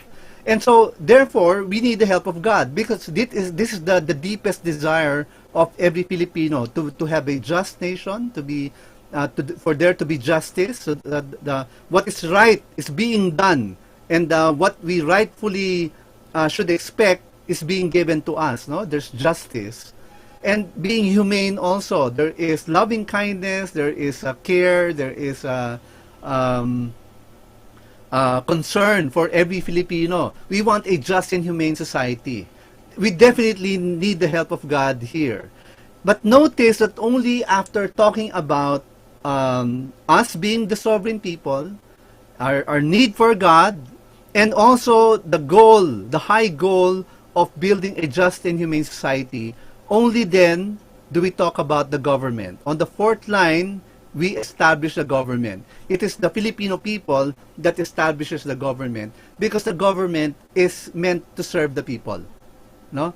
The government is not supposed to be higher than us. And sometimes when we think about our power structure, we're thinking that we are all subservient to government. We are nothing but, subjects. No, that's not true.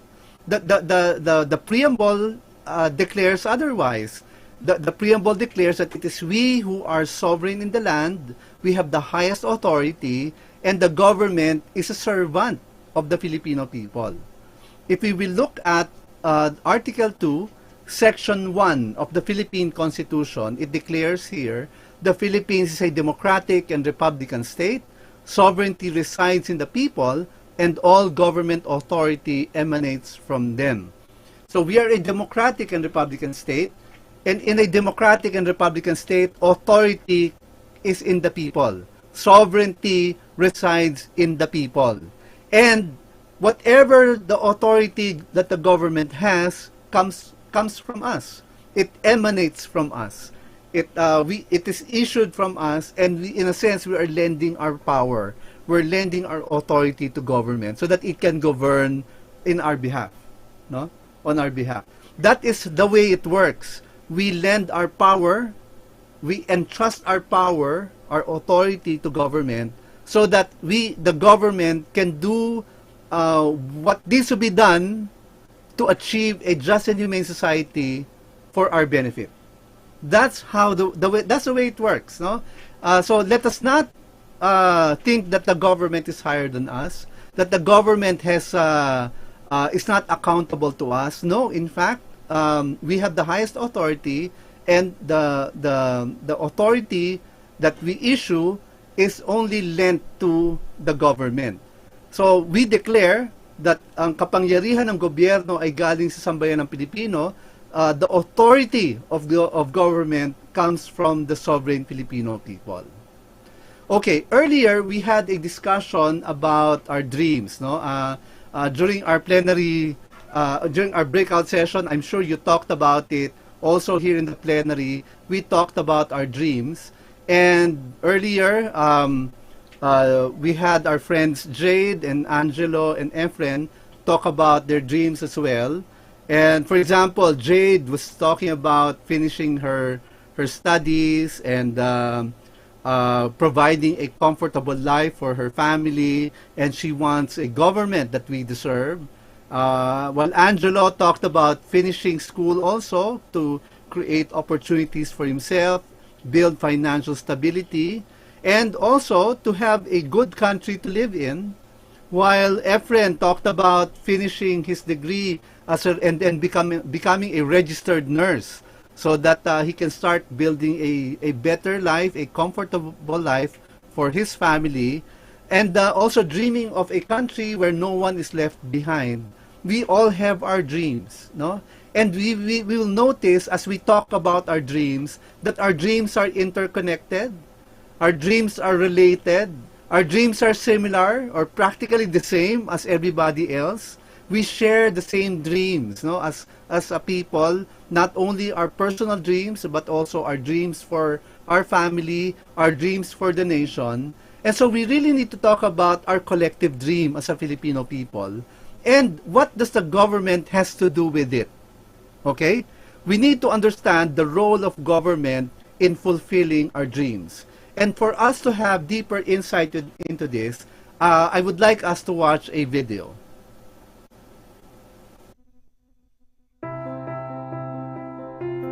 Pinahayag ng sovereign Filipino people ang kanilang nagkakaisang kalooban sa isang kasunduan. Ito ang Constitution of the Republic of the Philippines. Dito nanggagaling ang governing authority ng sambayan ng Pilipino. Sa tulong ng Almighty God, ang mga Pilipino ay may kakayahang bumuo ng isang makatarungan at makataong lipunan sa pamamagitan ng gobyerno. Pinapahayag ng Constitution na sa sovereign Filipino people nanggagaling ang power para mamuno sa lipunan, at dinelegate ang power na ito sa gobyerno na kumakatawan sa kanila. Ang lahat ng opisyal ng gobyerno ay dapat sumunod sa sinasabi ng Constitution. Kahit ang presidente ay hindi pwedeng humawak ng tungkulin nang hindi siya susumpa na itaguyod ang Constitution. Sa Pilipinas, walang hari o reyna. Lahat ng elected na opisyal ay may termino ang pamumuno. May malaking pananagutan sila sa mga Pilipino. Tinatawag silang lingkod bayan dahil dapat silang maglingkod sa mga Pilipino. Sinasabi ng preamble na may mga values tayo na dapat pagtibayin ng gobyerno. Dapat kinakatawan ng gobyerno ang ideals at aspirations ng mga Pilipino. Ibig sabihin, tungkulin ng bawat lingkod bayan na tuparin ang pangarap ng mga tao at dapat ibigay nila ang pinakamataas na klase ng paglilingkod. Dapat ipalaganap ng gobyerno ang common good. Ibig sabihin, ang mga lingkod bayan ay dapat nagtatrabaho para sa kabutihan ng bawat Pilipino. Dapat ingatan at pagyamanin ng gobyerno ang ating patrimony. Ibig sabihin, trabaho ng bawat lingkod bayan na protektahan at pagyamanin ang kultura ng ating bansa, ang ating likas na yaman sa lupa at sa dagat. Pati yung nasa ilalim ng lupa at dagat, para pakinabangan ng mga Pilipino. Hindi nila ito dapat sinasayang o inaabuso para sa kapakanan ng private interest o ng mga dayuhan. Dapat ipagtanggol ng gobyerno, hindi lang ng ating mga sarili, kundi pati ng ating lahi, ang pagpapala ng kalayaan at demokrasya sa ilalim ng rule of law. Ibig sabihin, dapat siguraduhin ng mga lingkod bayan na ang kalayaan at taglay ng mga Pilipino ngayon at ang mga democratic institutions at sistema ng mga batas na nagpapakilos sa mga ito ay napapangalagaan at hindi mawala. Para pwede natin itong ipasa sa mga susunod na henerasyon at para maranasan din nila ang kalayaan na mayroon tayo ngayon. Sa panghuli, ang gobyerno ay dapat mamuno ayon sa katotohanan, katarungan, kalayaan, pag-ibig, pagkakapantay-pantay, at kapayapaan. Ibig sabihin, ang bawat lingkod bayan ay dapat umaayon sa pinakamataas na values ng lipunan, mga values na nagpapakita ng mukha ng Diyos.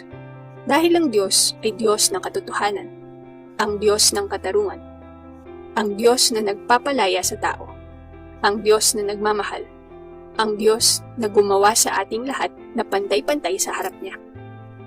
Siya ang Diyos ng kapayapaan.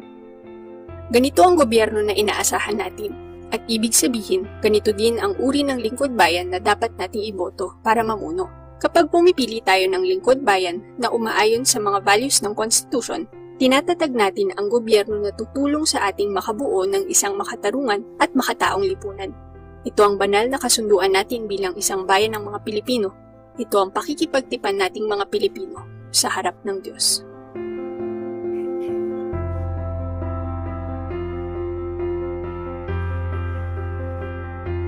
We can see here that there is a very significant role. No?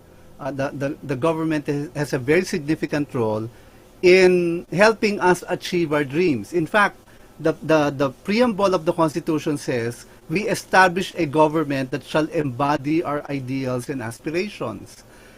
The government should be the embodiment of our dreams and aspirations, no? Our highest ideals, our highest, the things that we want to achieve.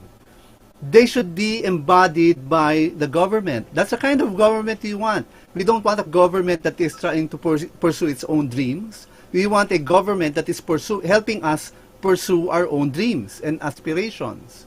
And also, beyond that, the government should promote the common good. What is good for everybody, and not for just a few people, that should be what the government is prioritizing. It should conserve and develop our patrimony, the riches of our national heritage, our cultural heritage, the riches of our mineral and natural resources, both on land and on the sea. The country, the government should be taking care of that. And we have to secure to ourselves and our posterity the blessings. No, it's called the blessings of independence and democracy. The reason why we're free right now, we live freely. Unlike perhaps the country like, for example, the people in Ukraine right now, they can't live freely because another nation is invading them. People in Afghanistan, they're not free because there's a religious group that has taken over their government. People in communist China, they're not free because there is a party that is sovereign over them. It is a party that controls every aspect of their lives. No? But here in the Philippines, we are a democratic nation. We have the highest authority in the land. And therefore, we have our freedoms and we want to protect it. We want the blessing of our democracy, of our freedom to be protected by our government so that it will not be taken away from us. We will secure it for ourselves and also for our posterity, our children and our children's children. That's what we want government to do. Secure the blessings of independence and democracy for ourselves and for our next generation. And then notice the kind of the values that we want the government to have. We want it to be a regime of truth, justice, freedom, love, equality, and peace. Notice that these are not, you know, just ideas that are thought of by human beings. These are the very values of the kingdom of God. No? God is a God of truth. He's a God of justice. He's a God who set his people free. He's a God of love. He's a God who created us all equal in his sight. He's the God of peace. Christ is the Prince of Peace. And if you will think about it, whenever we pray the Lord's Prayer, your kingdom come, your will be done on earth as it is in heaven. It's as if we're saying, when we pray your kingdom come, we want our government to be an instrument of God so that his truth, his justice, his freedom, his love, his equality, and his peace, these qualities, these values of the kingdom of God will happen here on earth, here in the Philippines, as it is in heaven. That's basically what we're saying here. We want our government to be an instrument of God for establishing his shalom, the kind of life that God dreams for us. No? So that is the kind of government we want. That's the kind of government we deserve. And so that is and so the leaders of our nation should possess these qualities as well so that they can govern according to God's will. Because after all, the government, people in government, our officials, are employees. They're accountable to us. So they should be serving our highest aspirations and goals. And so we can declare that the preamble is our collective dream, no? Ang preamble ang pinagsama-samang pangarap ng sambayanang Pilipino.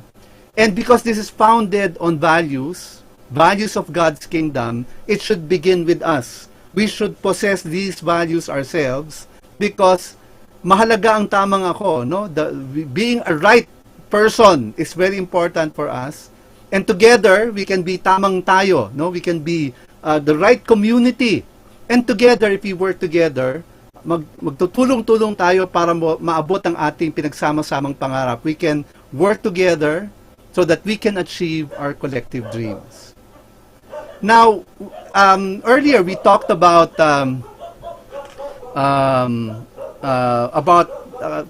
our question number 3. No, we talked about how can a president help or hinder our dreams, and we had a discussion right here in the plenary with Jade, Angelo, and Efren.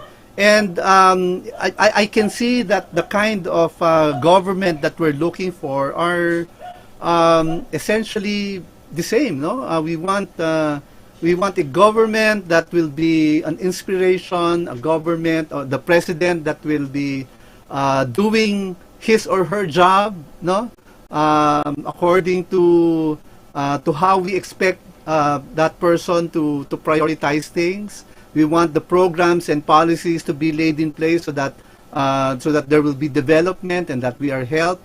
But we all agree that a president who is focusing on personal interest and who is corrupt will be a big hindrance to our own dreams. Now, and I'm sure during your discussion, in your breakout session, we all have this kind of answers as well. Those who posted their answers on YouTube and Facebook, and even those who posted their answers on the chat box also had very similar answers, no? And so we need to really understand what the role of the president is, and we need to understand our role in selecting the president. We have a job to do here. As sovereign people, it is our job to hire the CEO of the government, no? we are the stakeholders here of the government, and it is our job to hire the best kind of president to be running the government, to be the CEO of the government. For us to have deeper insight into this, let us watch this video.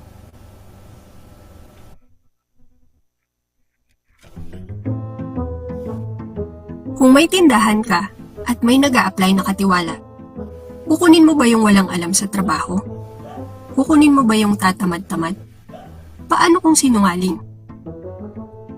Paano kung nasisante sa dating trabaho dahil abusado sa posisyon? Paano kung nangungumpit sa dating amo? Kukunin mo ba siya kung may kasong kriminal? Hindi, di ba? Nako, baka malugi pa ang negosyo mo. E paano kung ikaw ang pipili ng katiwala na magpapatakbo ng gobyerno? Paano kung nakadepende sa iyo kung maging maganda ang serbisyo ng gobyerno o hindi? Kung magiging maayos ang buhay ng mga Pilipino o hindi? Kung may kinabukasan ba ang mga kabataan at susunod na henerasyon o wala? Ang totoo, nasa ating sambayan ng Pilipino ang desisyon na ito. Tuwing eleksyon, tayo ang pumipili ng mga lingkod bayan na magpapatakbo ng gobyerno. Kaya kung gaano tayo mag-ingat sa pagpili ng katiwala sa negosyo, ganun din dapat sa pagpili ng kandidato at higit pa. Isa sa pinaka-importanting lingkod bayan na pipiliin natin ay ang presidente. Siya ang pinakamataas na opisyal ng executive branch. Kahanay niya ang Senate President sa Senado, ang Speaker ng House of Representatives, at ang Chief Justice ng Korte Suprema. Pero kumpara sa kanila, ang presidente ang may pinakamalaking kapangyarihan para baguhin ang buhay ng mga Pilipino. Siya ang head of state, ang representative ng sambayan ng Pilipino sa ibang mga bansa. Tungkulin niya na itaguyod ang ating konstitusyon at ng interes ng mga Pilipino sa pakikipagrelasyon sa ibang estado. Siya ang chief executive ng gobyerno. Kontrolado niya ang lahat ng executive departments, mga executive bureau, at agencies ng gobyerno. Pananagutan niya ang pagbibigay ng serbisyo sa mga Pilipino. Nasa ilalim niya ang kapulisan. Responsibilidad niya ang peace and order sa bansa. Siya din ang Commander-in-Chief ng Armed Forces of the Philippines. Tungkulin niyang ipaglaban ang seguridad ng mga Pilipino mula sa panganib sa loob at labas ng bansa. May general supervision siya ng lahat ng local government units tulad ng mga probinsya, syudad, mga bayan at barangay sa buong bansa. Mayroon din siyang power of appointment. Siya ang pumipili ng magiging pinuno ng mga executive departments, pati mga board members, pinuno ng mga government institutions. Siya ang pumipili ng mga ambassador at mga konsul na representative ng Pilipinas sa ibang bansa. Siya ang pumipili ng matataas na opisyal ng kapulisan at ng armed forces.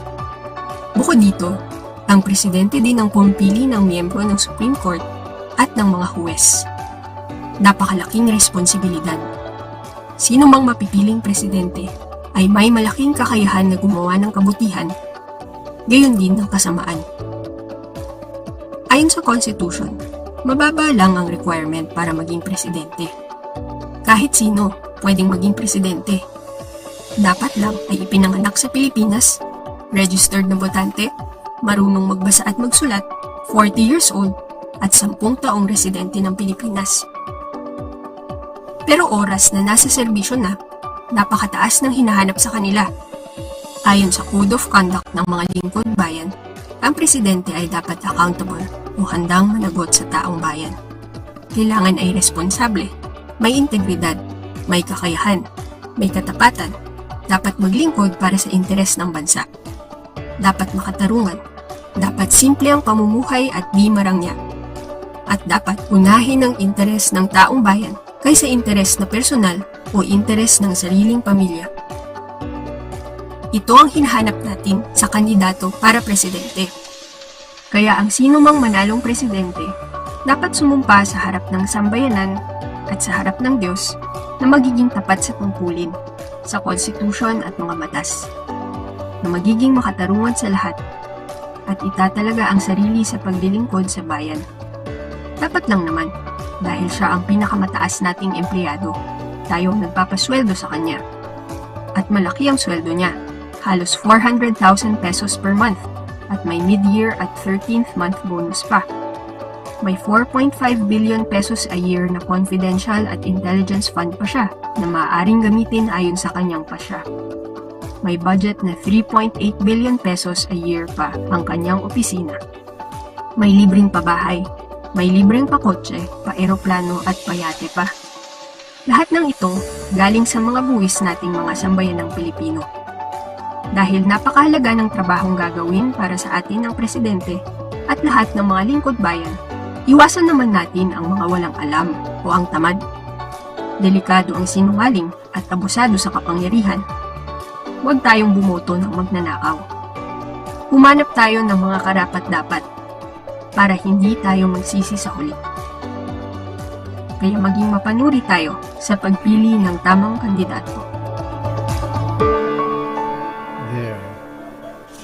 I think you can get the gist of the message, no? Apologies for those who do not understand the dialect. But basically what we're saying here is that the president has such huge responsibilities, huge, and a large capacity to do good, either do a lot of good or do a lot of evil things, no? So we have given the role of the presidency, the job of the presidency, such tremendous powers that it is now up to the values of the president to whether that that will be used for good or bad, no? So it is so important for us that we are careful with how we choose our candidates, how we choose our leaders, and it is really up to us as the Filipino people to make the right choice. If in our own businesses we will not get somebody as an employee who has a bad record, who does not know the job, who is doesn't want to work, or has been stealing from previous bosses, or has a case, a criminal case, and has been jailed for in the past. You will not. It is very difficult to put your trust in a candidate like that, because there's a history behind that person, no? And we all know that the previous behavior can be an indicator of character, and what we're looking for is somebody, a person that we can trust. And so it is very important for us to really carefully look at the credentials, look at the track record, look at the qualities of the candidate, so that we will find the best possible candidate for the job. We have to remember that as a human institution, there's a fundamental role for government. In the Bible, Saint Peter actually wrote about it. He said in 1 Peter chapter 2, verse 13 to 14, "Be subject for the Lord's sake to every human institution," referring to government, "whether it be to the emperor as supreme, or to governors sent by him, to punish those who do evil and to praise those who do good." That is the fundamental role of government, to punish those who do evil and to praise those who do good. Once leaders of government begin reversing this, like they begin to punish those who do good, and they begin to praise only those who do evil, when they say that right is wrong and wrong is right, when they flip things and turn things inside and out, and they're not really doing God's will anymore. This is the fundamental purpose for why God established government. And if people in government are no longer doing this, they're not faithful to God's will. And therefore, a government that does not follow God's will is an illegitimate government already, no? The leaders of that government should be replaced. Unfortunately for the Apostle Peter, for Saint Peter, during their time, they were under the Roman Empire. They had no power. They could not replace the government. They will never rebel against the government, no? But here in our country, we have been given that task of choosing our leaders. We have been giving such a great blessing. We don't have to put up with an evil government or bad leaders. We can always replace them because the power and authority has been given to us. And so because it is a power given to us, it is a responsibility as well. And therefore, government or people in government, those who are elected to perform the service of governing, should be accountable to us. In Section 2 of Republic Act 6713, it says here, this is the code of conduct of all public officials. Public officials and employees shall at all times be accountable to the people. They should be accountable to us. And because they are accountable to us, we who are the sovereign people should call them to account whenever they're doing something wrong. No? So that government can be faithful to God's calling to it. It can be faithful to God's will. Remember, it's a big matter to choose rightly or wrongly. If we choose the right leaders and we install them in power, then this is what's going to happen. When the righteous are in authority, the people rejoice. But when we choose incorrectly, when we choose the wrong leaders for our country, when a wicked man rules, the people groan. That is true. And that is written in the Bible, in Proverbs 29 verse 2. And that is something that we should always keep in mind as we try to look for the best possible candidate for president. And even every leader that we will elect in government. Okay? Now, as we think about these things, as we think about our role as the sovereign people, let's have a review first of the major lessons that we've had so far. First, ginawa tayo ng Diyos sa image niya bilang katiwala sa bayan. We have been created by God in His image to be His stewards for our nation. Tayo ang sambayan ng Pilipino at ang authority ng gobyerno ay galing sa atin. We are the sovereign Filipino people and all authority emanates from us. Whatever authority government has, it comes from us. Mahalaga ang tamang ako, bumuo ng tamang tayo para maabot ang pangarap natin. It begins with us. We should have the right values first, and collectively we become a right community that will work together to achieve our dreams. And malaki ang epekto sa sambayanan kung matuwid o masama ang mapipiling presidente. It matters a lot. It will have great or even dire consequences if whether we choose the right or the wrong candidates for president. No? Now, for us to have a deeper appreciation about the risks involved in choosing a candidate, no? I will be playing a video for you, and this will tell you about the flaws in our electoral system, and there are many flaws to it, and the way it can be corrupted by politicians, and it can be really used against us, turned against us, and to manipulate people. And I would like to show you also that there is hope, that there's a way forward. Let us watch this video.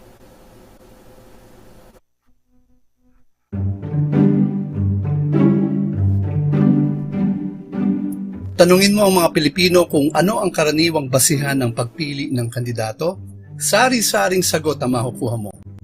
Sasabihin ng iba, yung sikat o kilala na. Ang iba gusto yung gwapo o maganda. O yung magaling sumayaw at kumanta. Ang iba naman, sunod lang kung sinong gusto ni tatay o ni nanay o nung amo sa trabaho. Kampi na lang kung sinong i-endorso ni Kap sa barangay o nung kaibigan na maboka sa politika. May iba dyan, pipiliin kung sino ang malaki magbigay. Sa panahon ng social media, pabor ang trending sa Facebook, sa YouTube, o sa TikTok. Parang may mali dito. Kasi hindi naman variety show ang eleksyon. Hindi to dance or singing contest. Hindi ito nadadaan sa pa-cute. Hindi tama na nangitian ka lang, boboto mo na. Ang eleksyon ay hindi rin ahensya ng social welfare. Hindi tama na boboto ka dahil lang nabigyan ng ayuda. At Lalo namang hindi to sabong.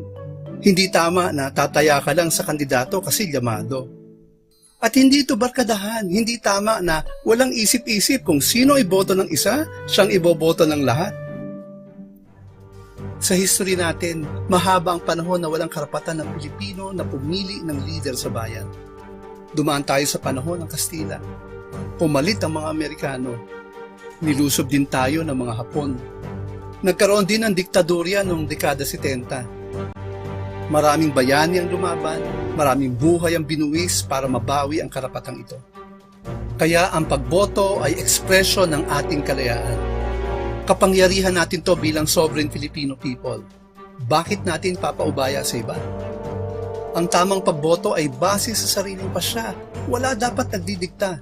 Tayo ang pumipili ng magpapatakbo ng gobyerno. Alam nyo, seryosong responsibilidad ito. Kaya dapat gamitin ng may pag-iingat at katapatan. Tanong mo, bakit kailangang maingat sa pagpili ng kandidato? Kasi pwede tayong mabudol. Sa totoo lang, pwede tayong maloko ng mga korap na politiko. Ilang beses na ba tayong nakinig sa mga pangako ng mga politiko na napako lang sa huli?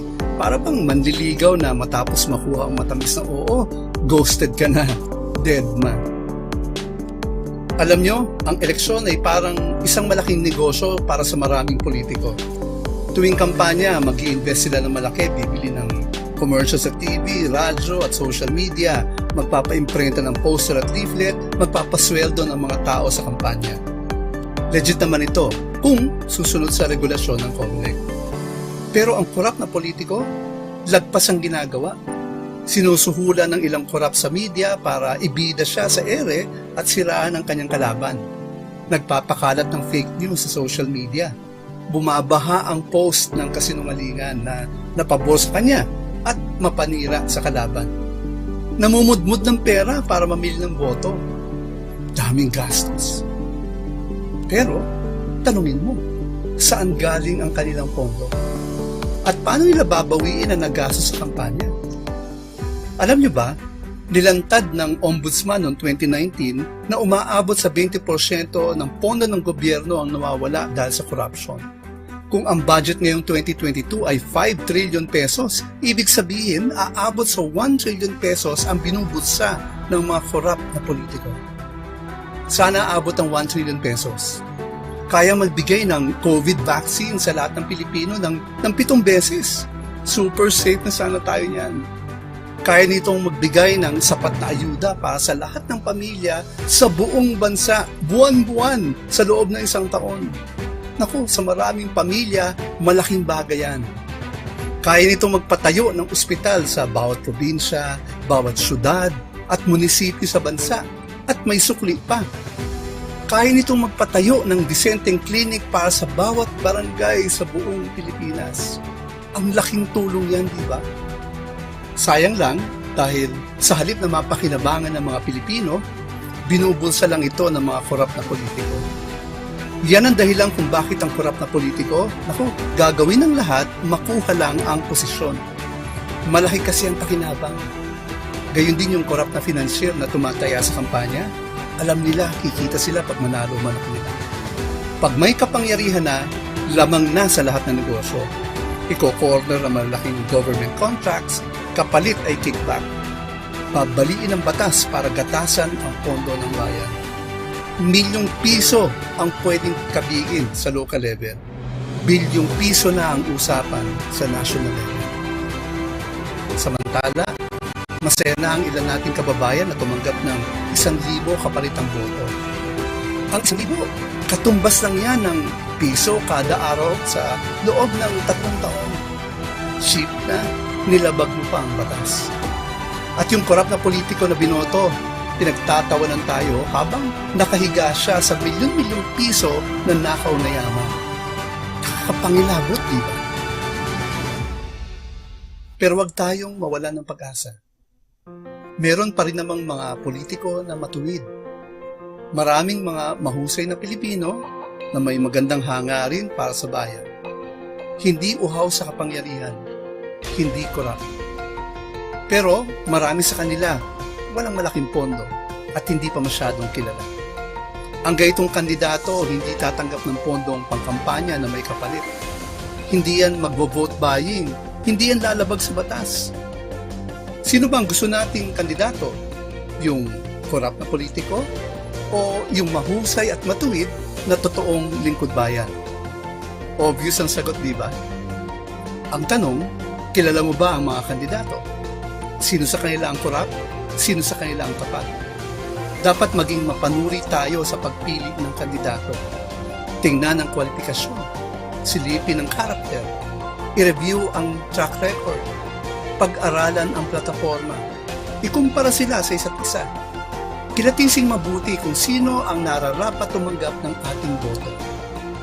Huwag na tayong magpaloho. Maging maingat at matalino sa pagpili ng tamang kandidato. You can see how the whole election process can be corrupted by corrupt politicians. No? They can exploit the weaknesses of the system to ensure that they are going to get as much votes as they can get using methods that are not really ethical and manipulative of other people. And so that's why it is so important for us to be very careful about how we cast our votes, how we select our candidates. There should be a clear set of criteria whenever we think about who to vote for. If we look at Scripture, in Exodus 18 verse 21, you will notice that there is already actually a clear set of guidelines laid down in the Bible, no? Because this was a time when Moses was leading the people of Israel, and he was having trouble governing it. His father-in-law Jethro advised him to get lieutenants, no, basically other leaders to govern with him. And this is what he advised him: look for able men from all the people, men who fear God, who are trustworthy and hate a bribe, and place such men over, chiefs of thousands, hundreds, fifties, and tens. What is he saying here? When choosing somebody who will be entrusted with the role of governing, you need first somebody who is able, somebody with the ability, the capability, the training, the preparation, the track record to govern. No? They should be able people who can govern. Okay, that's one. Second, and I think more importantly, people who fear God. What does this mean? These are people, these are leaders who are aware that there is God who is looking down at us. No? There is a God who knows everything that we do, even the secret things. And we want leaders who are aware of that, because a leader who is aware of that will be scared of doing the wrong things. No? If a leader will do the wrong thing, he knows that there are consequences to it. Not only in terms of the possibility of being jailed, but also there are eternal consequences as far as God is concerned. So there should be a genuine fear of God.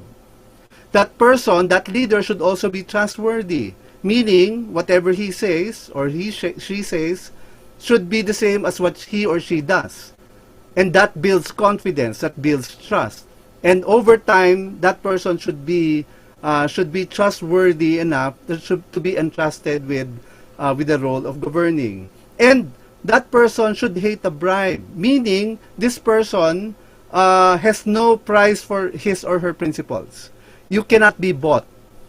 This person will not sell his or her soul to somebody who will offer the highest bid. No? Because a person who will do what is right regardless will not be bought. And that is what a person who hates a bribe is all about. And because that person hates a bribe, will not accept a bribe, will not also bribe, will not buy votes, no? Will not buy people just for them to vote for them. No? There are people in our country who are like this. Unfortunately, most of the politicians are, they have gotten used to business as usual or politics as usual. And so it is very important for us to, stand our ground. We should we should uphold the highest values for our country, and that requires us upholding the highest values for our leaders. And that should start with trying to really look at the character of every candidate to really ascertain who is the candidate that will come closest to these kinds of standards, no?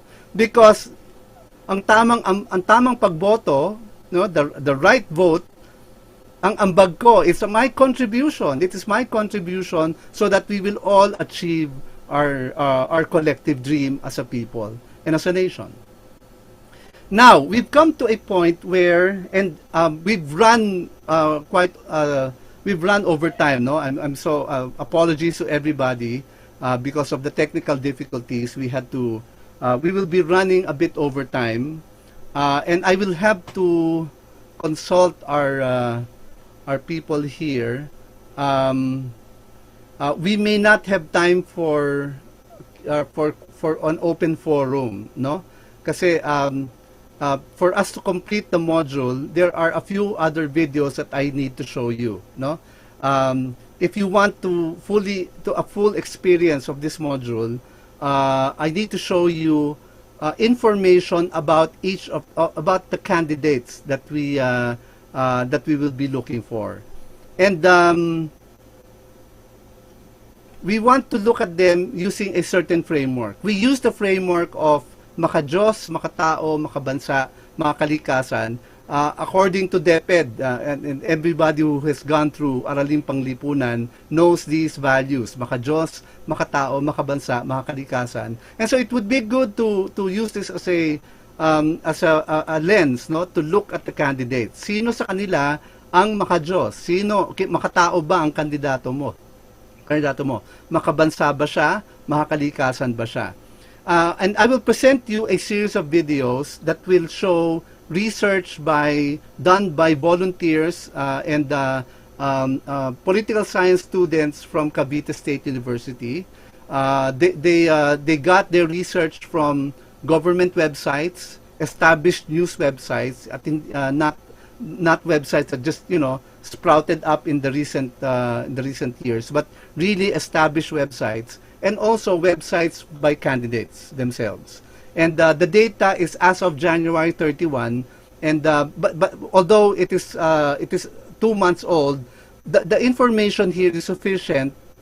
This is a sample only, a sampling of the vast information available for all the candidates. But for purposes of comparing their positions on key issues, this should be sufficient to give us a glimpse of the track record and the character and even the plans of the candidates. No? First, we're going to look at their credentials. So let us watch this video.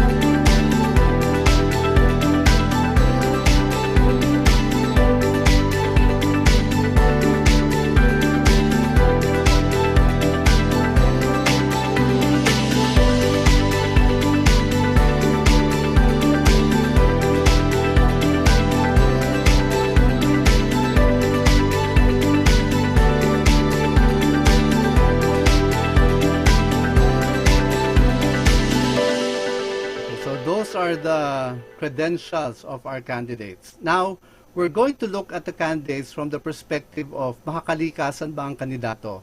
We will look at their views on mining, what they have done to take care of the environment and their response to pollution, and also the response to natural disasters and climate change. Let's watch this video.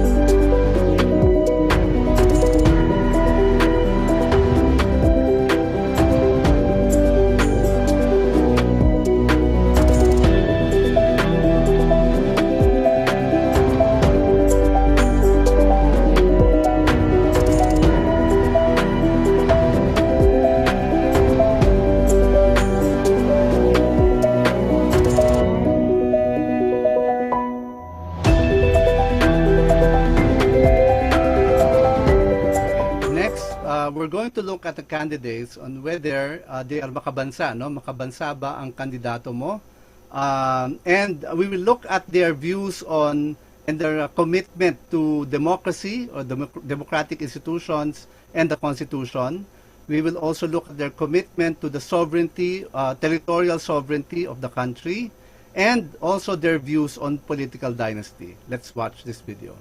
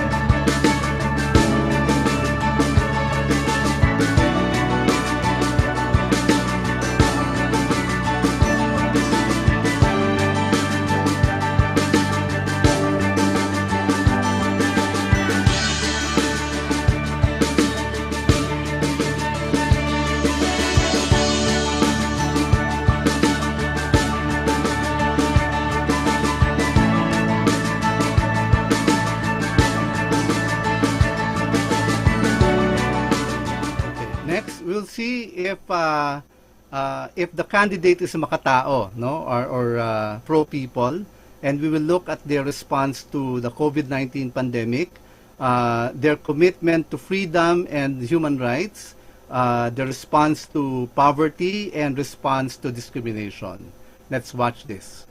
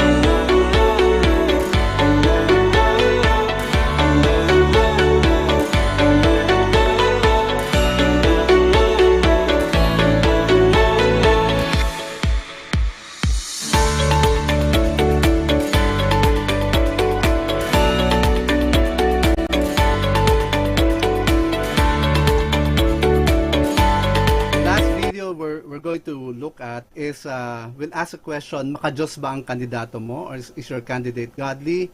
And we will look at indicators of whether they possess values of the kingdom of God.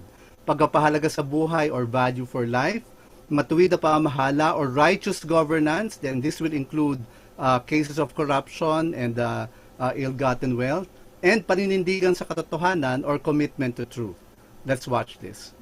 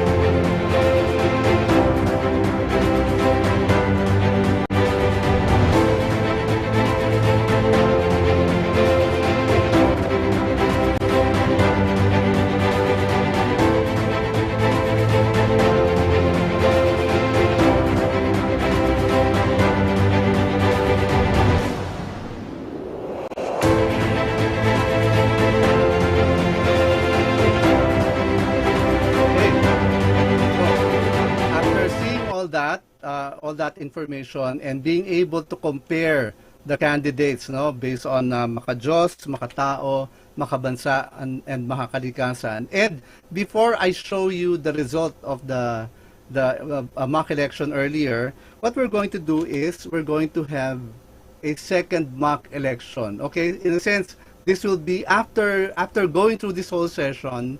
Did something happen to you? Were there changes in the way you look at things? Are there changes in your assessment of the candidates? And to vote, I placed on the chat box the link to here in Zoom. There's a link that I placed on the chat box. You click on it so that you can start voting.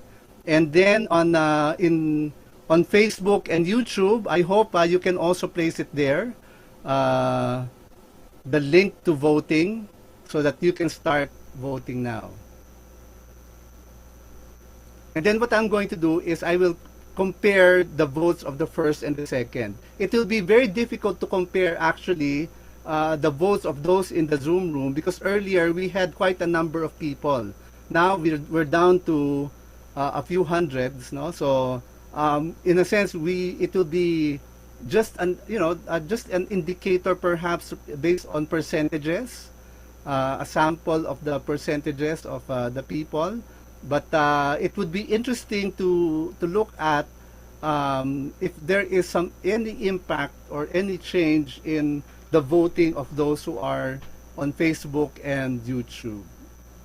And so far, we already have 175 responses in Zoom. And on Facebook and YouTube, we have 234 responses. During our first mock election, we actually reached more than 900 here on Zoom. So we will definitely not reach that number. On Facebook and YouTube, we reached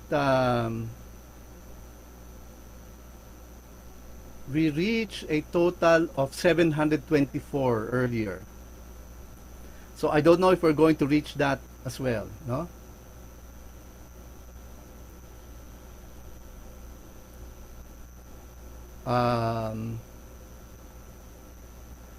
There are some who cannot access it.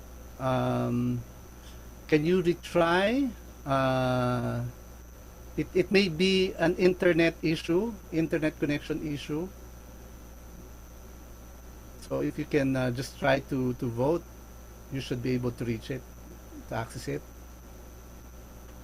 We have, okay, here on Facebook, I'm sorry, here on Zoom, we have 500 responses already. And on Facebook and YouTube, we already have 351 responses. So I think we need to close the voting already, because otherwise it may take us quite a while.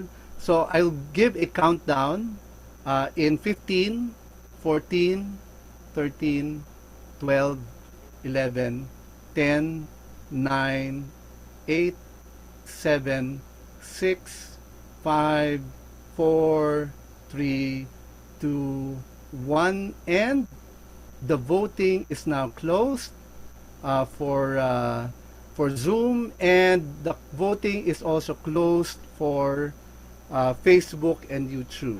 Okay, so what I'm going to do now is I will first show you the result of the first mock election, and then I will show you the result of the second mock election.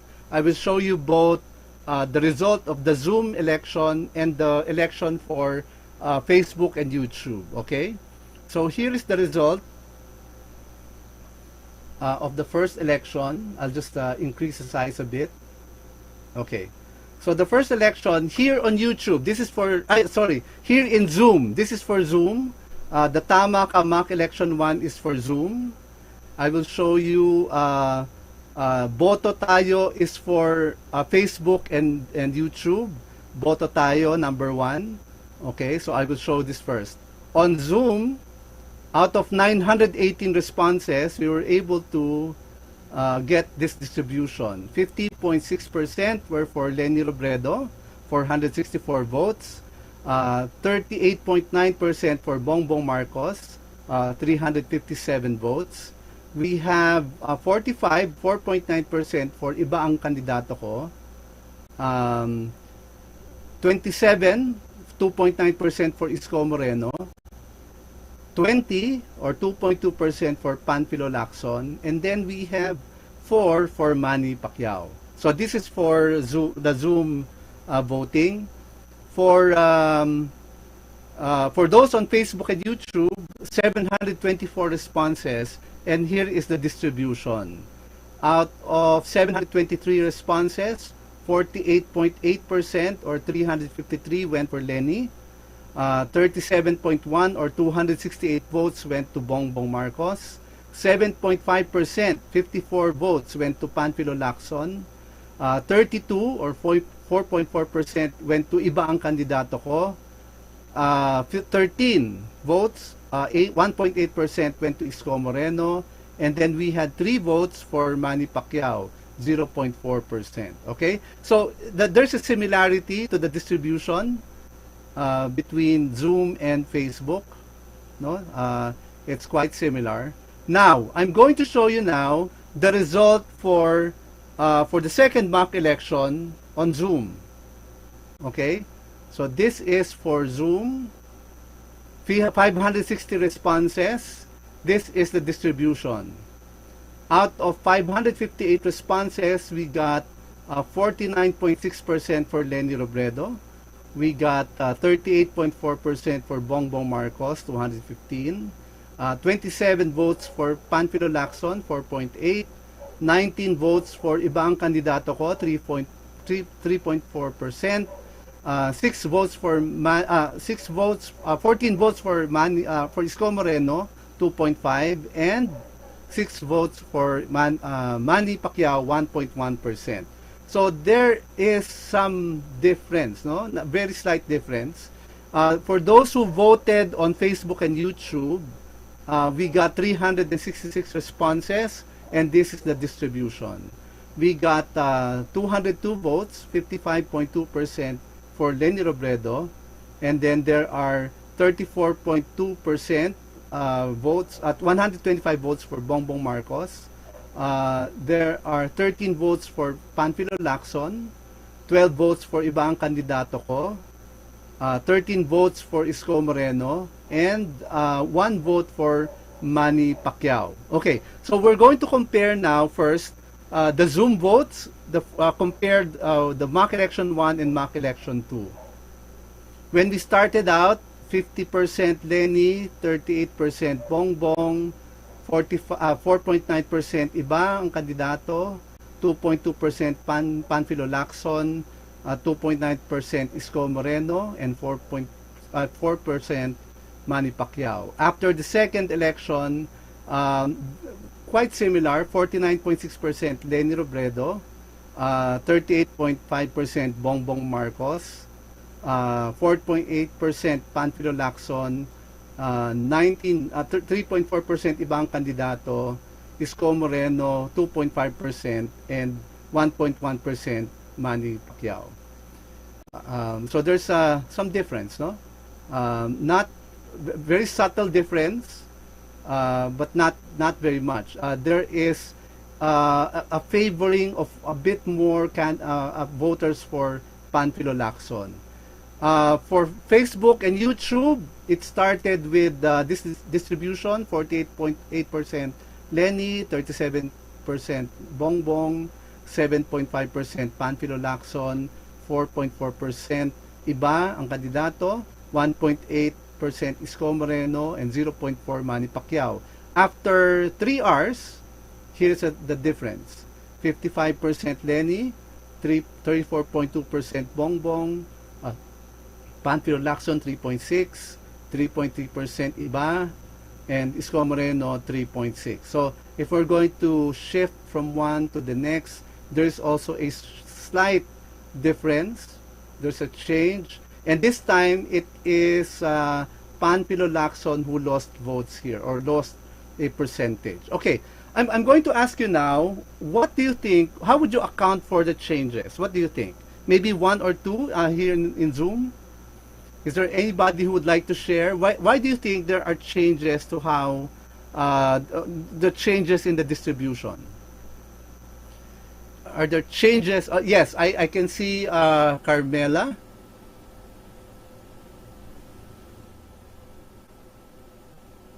Carmela, you can open your... Hello, good. Yes, go ahead. So I think that there is a change in the percentages because this webinar, sir, this module has helped us so much in understanding more and being more educated in terms of who to choose and what are the facts about these candidates. So I really believe that education is really important and awareness is really important for us in choosing the right leader for the next election. So, Okay, thank you very much, Carmela. Thank you so much. Yeah, providing guidance on how to vote correctly, hopefully can really help us in choosing the right candidate. Is there anyone else who would like to share? Maybe one more before we go to a close. We'll accommodate just one more. Anyone? Going once, going twice, and gone. Okay, so I guess that is representative of how we think, no? And really, that is the hope of this session, to provide us, to guide us in the right values, and to provide just a bit of information, maybe guide us on how we are supposed to compare candidates, and not just rely on the propaganda or the messages for just one candidate. Usually, if we follow just one candidate, all you will see is the positive propaganda of one candidate and the negative propaganda against the others. No, for us to have a really healthy evaluation of the candidates, we should be open to all of the messages and all of the information about the candidates. Look at them objectively so that we can compare them objectively. And that's why we came up with this website, tamaka.org, to launch us, or to help us in our research in comparing the candidates. When you go to this website, you will see the candidates there, and if you click on one, you will see the profile, but you can actually compare several candidates, up to 4 candidates at a time. You can lay them side by side as like this, so that you can compare them. No, you can have a real analysis of the nuances and the differences between the views and the programs of each candidate. And hopefully this can help us evaluate the candidates better, so that we can come to a better selection or choice come election time. Okay, in conclusion, ginawa tayo, we were created by God in His image to be His stewards for our nation. We are the sovereign Filipino people, and all authority of the government comes from us. It is important for us to be tamang ako. We have the right values, and to collectively become tamang tayo, and then so that we can achieve our collective dream. We are the sovereign Filipino people, and we are the ones who choose our leaders through elections. There is a huge authority, power that the president possesses to either help us or hinder us in achieving our dreams. Wag po tayo magpaloko. Don't let the corrupt politicians fool us. The right voting, tamang pagboto, ang ating ambag. It is our contribution to nation building. In choosing candidates, let us look for the candidate who is makajos, makatao, makabansa, makakalikasan. We should study, really analyze and compare reliable information about all of the candidates. And so once you've made the decision on May 9, 2022, support and vote the right candidate. In closing, there's a final challenge. Ano ang panata mo para maabot ang ating pinagsama-samang pangarap? What is our pledge to the nation so that we can achieve our dreams? And we suggest it is already in the preamble. And so at this point, as we come to a close, I would like to invite you, invite all of us to recite the preamble, if we may. If we can open, if some of you can open your microphones, I'd like to invite us to recite the preamble. I will lead it, I will read each line, and then you follow until we reach the end, okay? Let's put our hand very close to our hearts and let us read the preamble of the Philippine Constitution. We, the sovereign Filipino people, We, the sovereign Filipino people, imploring the aid of Almighty God, in order to build a just and humane society, in order to build a just and establish a government that shall embody our ideals and aspirations, and establish a government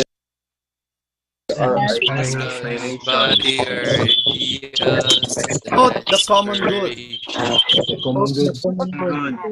serve and develop our patrimony,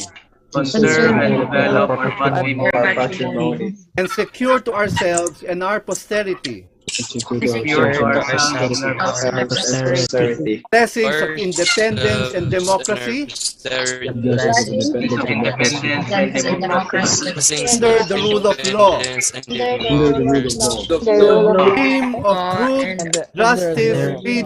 regime of truth, justice, freedom, love, equality, and peace. Do ordain and promulgate this Constitution.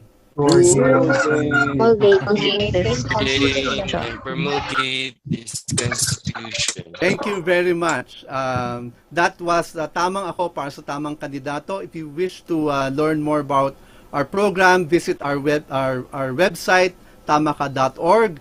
You can also like our Facebook page, Tamaka Live. You can watch or re-watch some of our videos that you saw here on our YouTube channel, Tamaka, Tamang Kandidato sa Eleksyon. And if you wish to be part of our movement, you can be trained as a facilitator. Email us at tamaka2022@gmail.com. If you also have questions, you can send us an email or post a question send a message through our Facebook page. Thank you very much.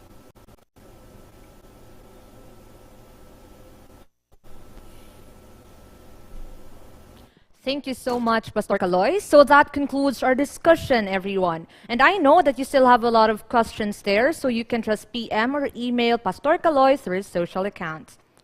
That was truly a meaningful exchange of thoughts and interactions. Thank you once again, Pastor Caloy, and to everyone. This time, without much further ado, let's have the presentation of the Certificate of Appreciation.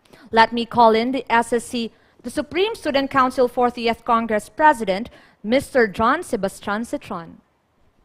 At this very juncture, allow me to read the Certificate of Appreciation presented by the University of San Jose, Recoletos. This Certificate of Appreciation is given to Pastor Carlos M. Dino for his selfless sharing of information and expertise as resource speaker on the topic, Tapat Ka, Tamang Ako para sa Tamang Kandidato, Value-Based Voters Education for Students, held on April 7, 2022, through Zoom, given the 7th day of April 2002. Signed by our Vice President for Student Welfare, Reverend Father Roy B. Balwarte, OAR, and our Vice President for Academics, Reverend Father Leo G. Alaras, OAR. Thank you so much, Pastor Caloy. We are truly grateful of your presence here in our Zoom and Facebook and YouTube. So we would like to take this opportunity to have a photo with you. So encouraging the people here in Zoom to open your cameras. You can join us and show us your biggest smile. Okay, I can see a lot of faces now on my screen. That's great. Let me know when you're ready. Okay, show your best smiles, everyone. Let's take a picture. Okay, ready? 1, 2, 3, and smile. Okay, another shot. Let's show your biggest smile. 1, 2, 3, and smile. Okay, thank you so much, and thank you, Pastor Kaloy, for gracing us with your presence this morning. Okay, and now as we reach the end of this forum, let us now listen to the closing remarks of our very own Director of the Student Development and Placement Center, Dr. Nelba Y. Iglesia. To our religious and lay administrators, headed by the University President, Reverend Father Christopher C. Maspara, OAR, the Institutional Voters Education Committee, faculty, office professionals, students, good afternoon, and thank you for staying. According to an unknown author, choice, change, chance. We must make a choice to take a chance, or our lives will never change. Article 2, Section 1 of the 1987 Philippine Constitution put emphasis that ang sambayanang Pilipino ang pinakamataas na otoridad sa demokratikong lipunan. Ikaw, tayo, ako, ang sambayanang Pilipino. Our choice of leaders is very crucial. It can either make or break us. Every choice has a consequence.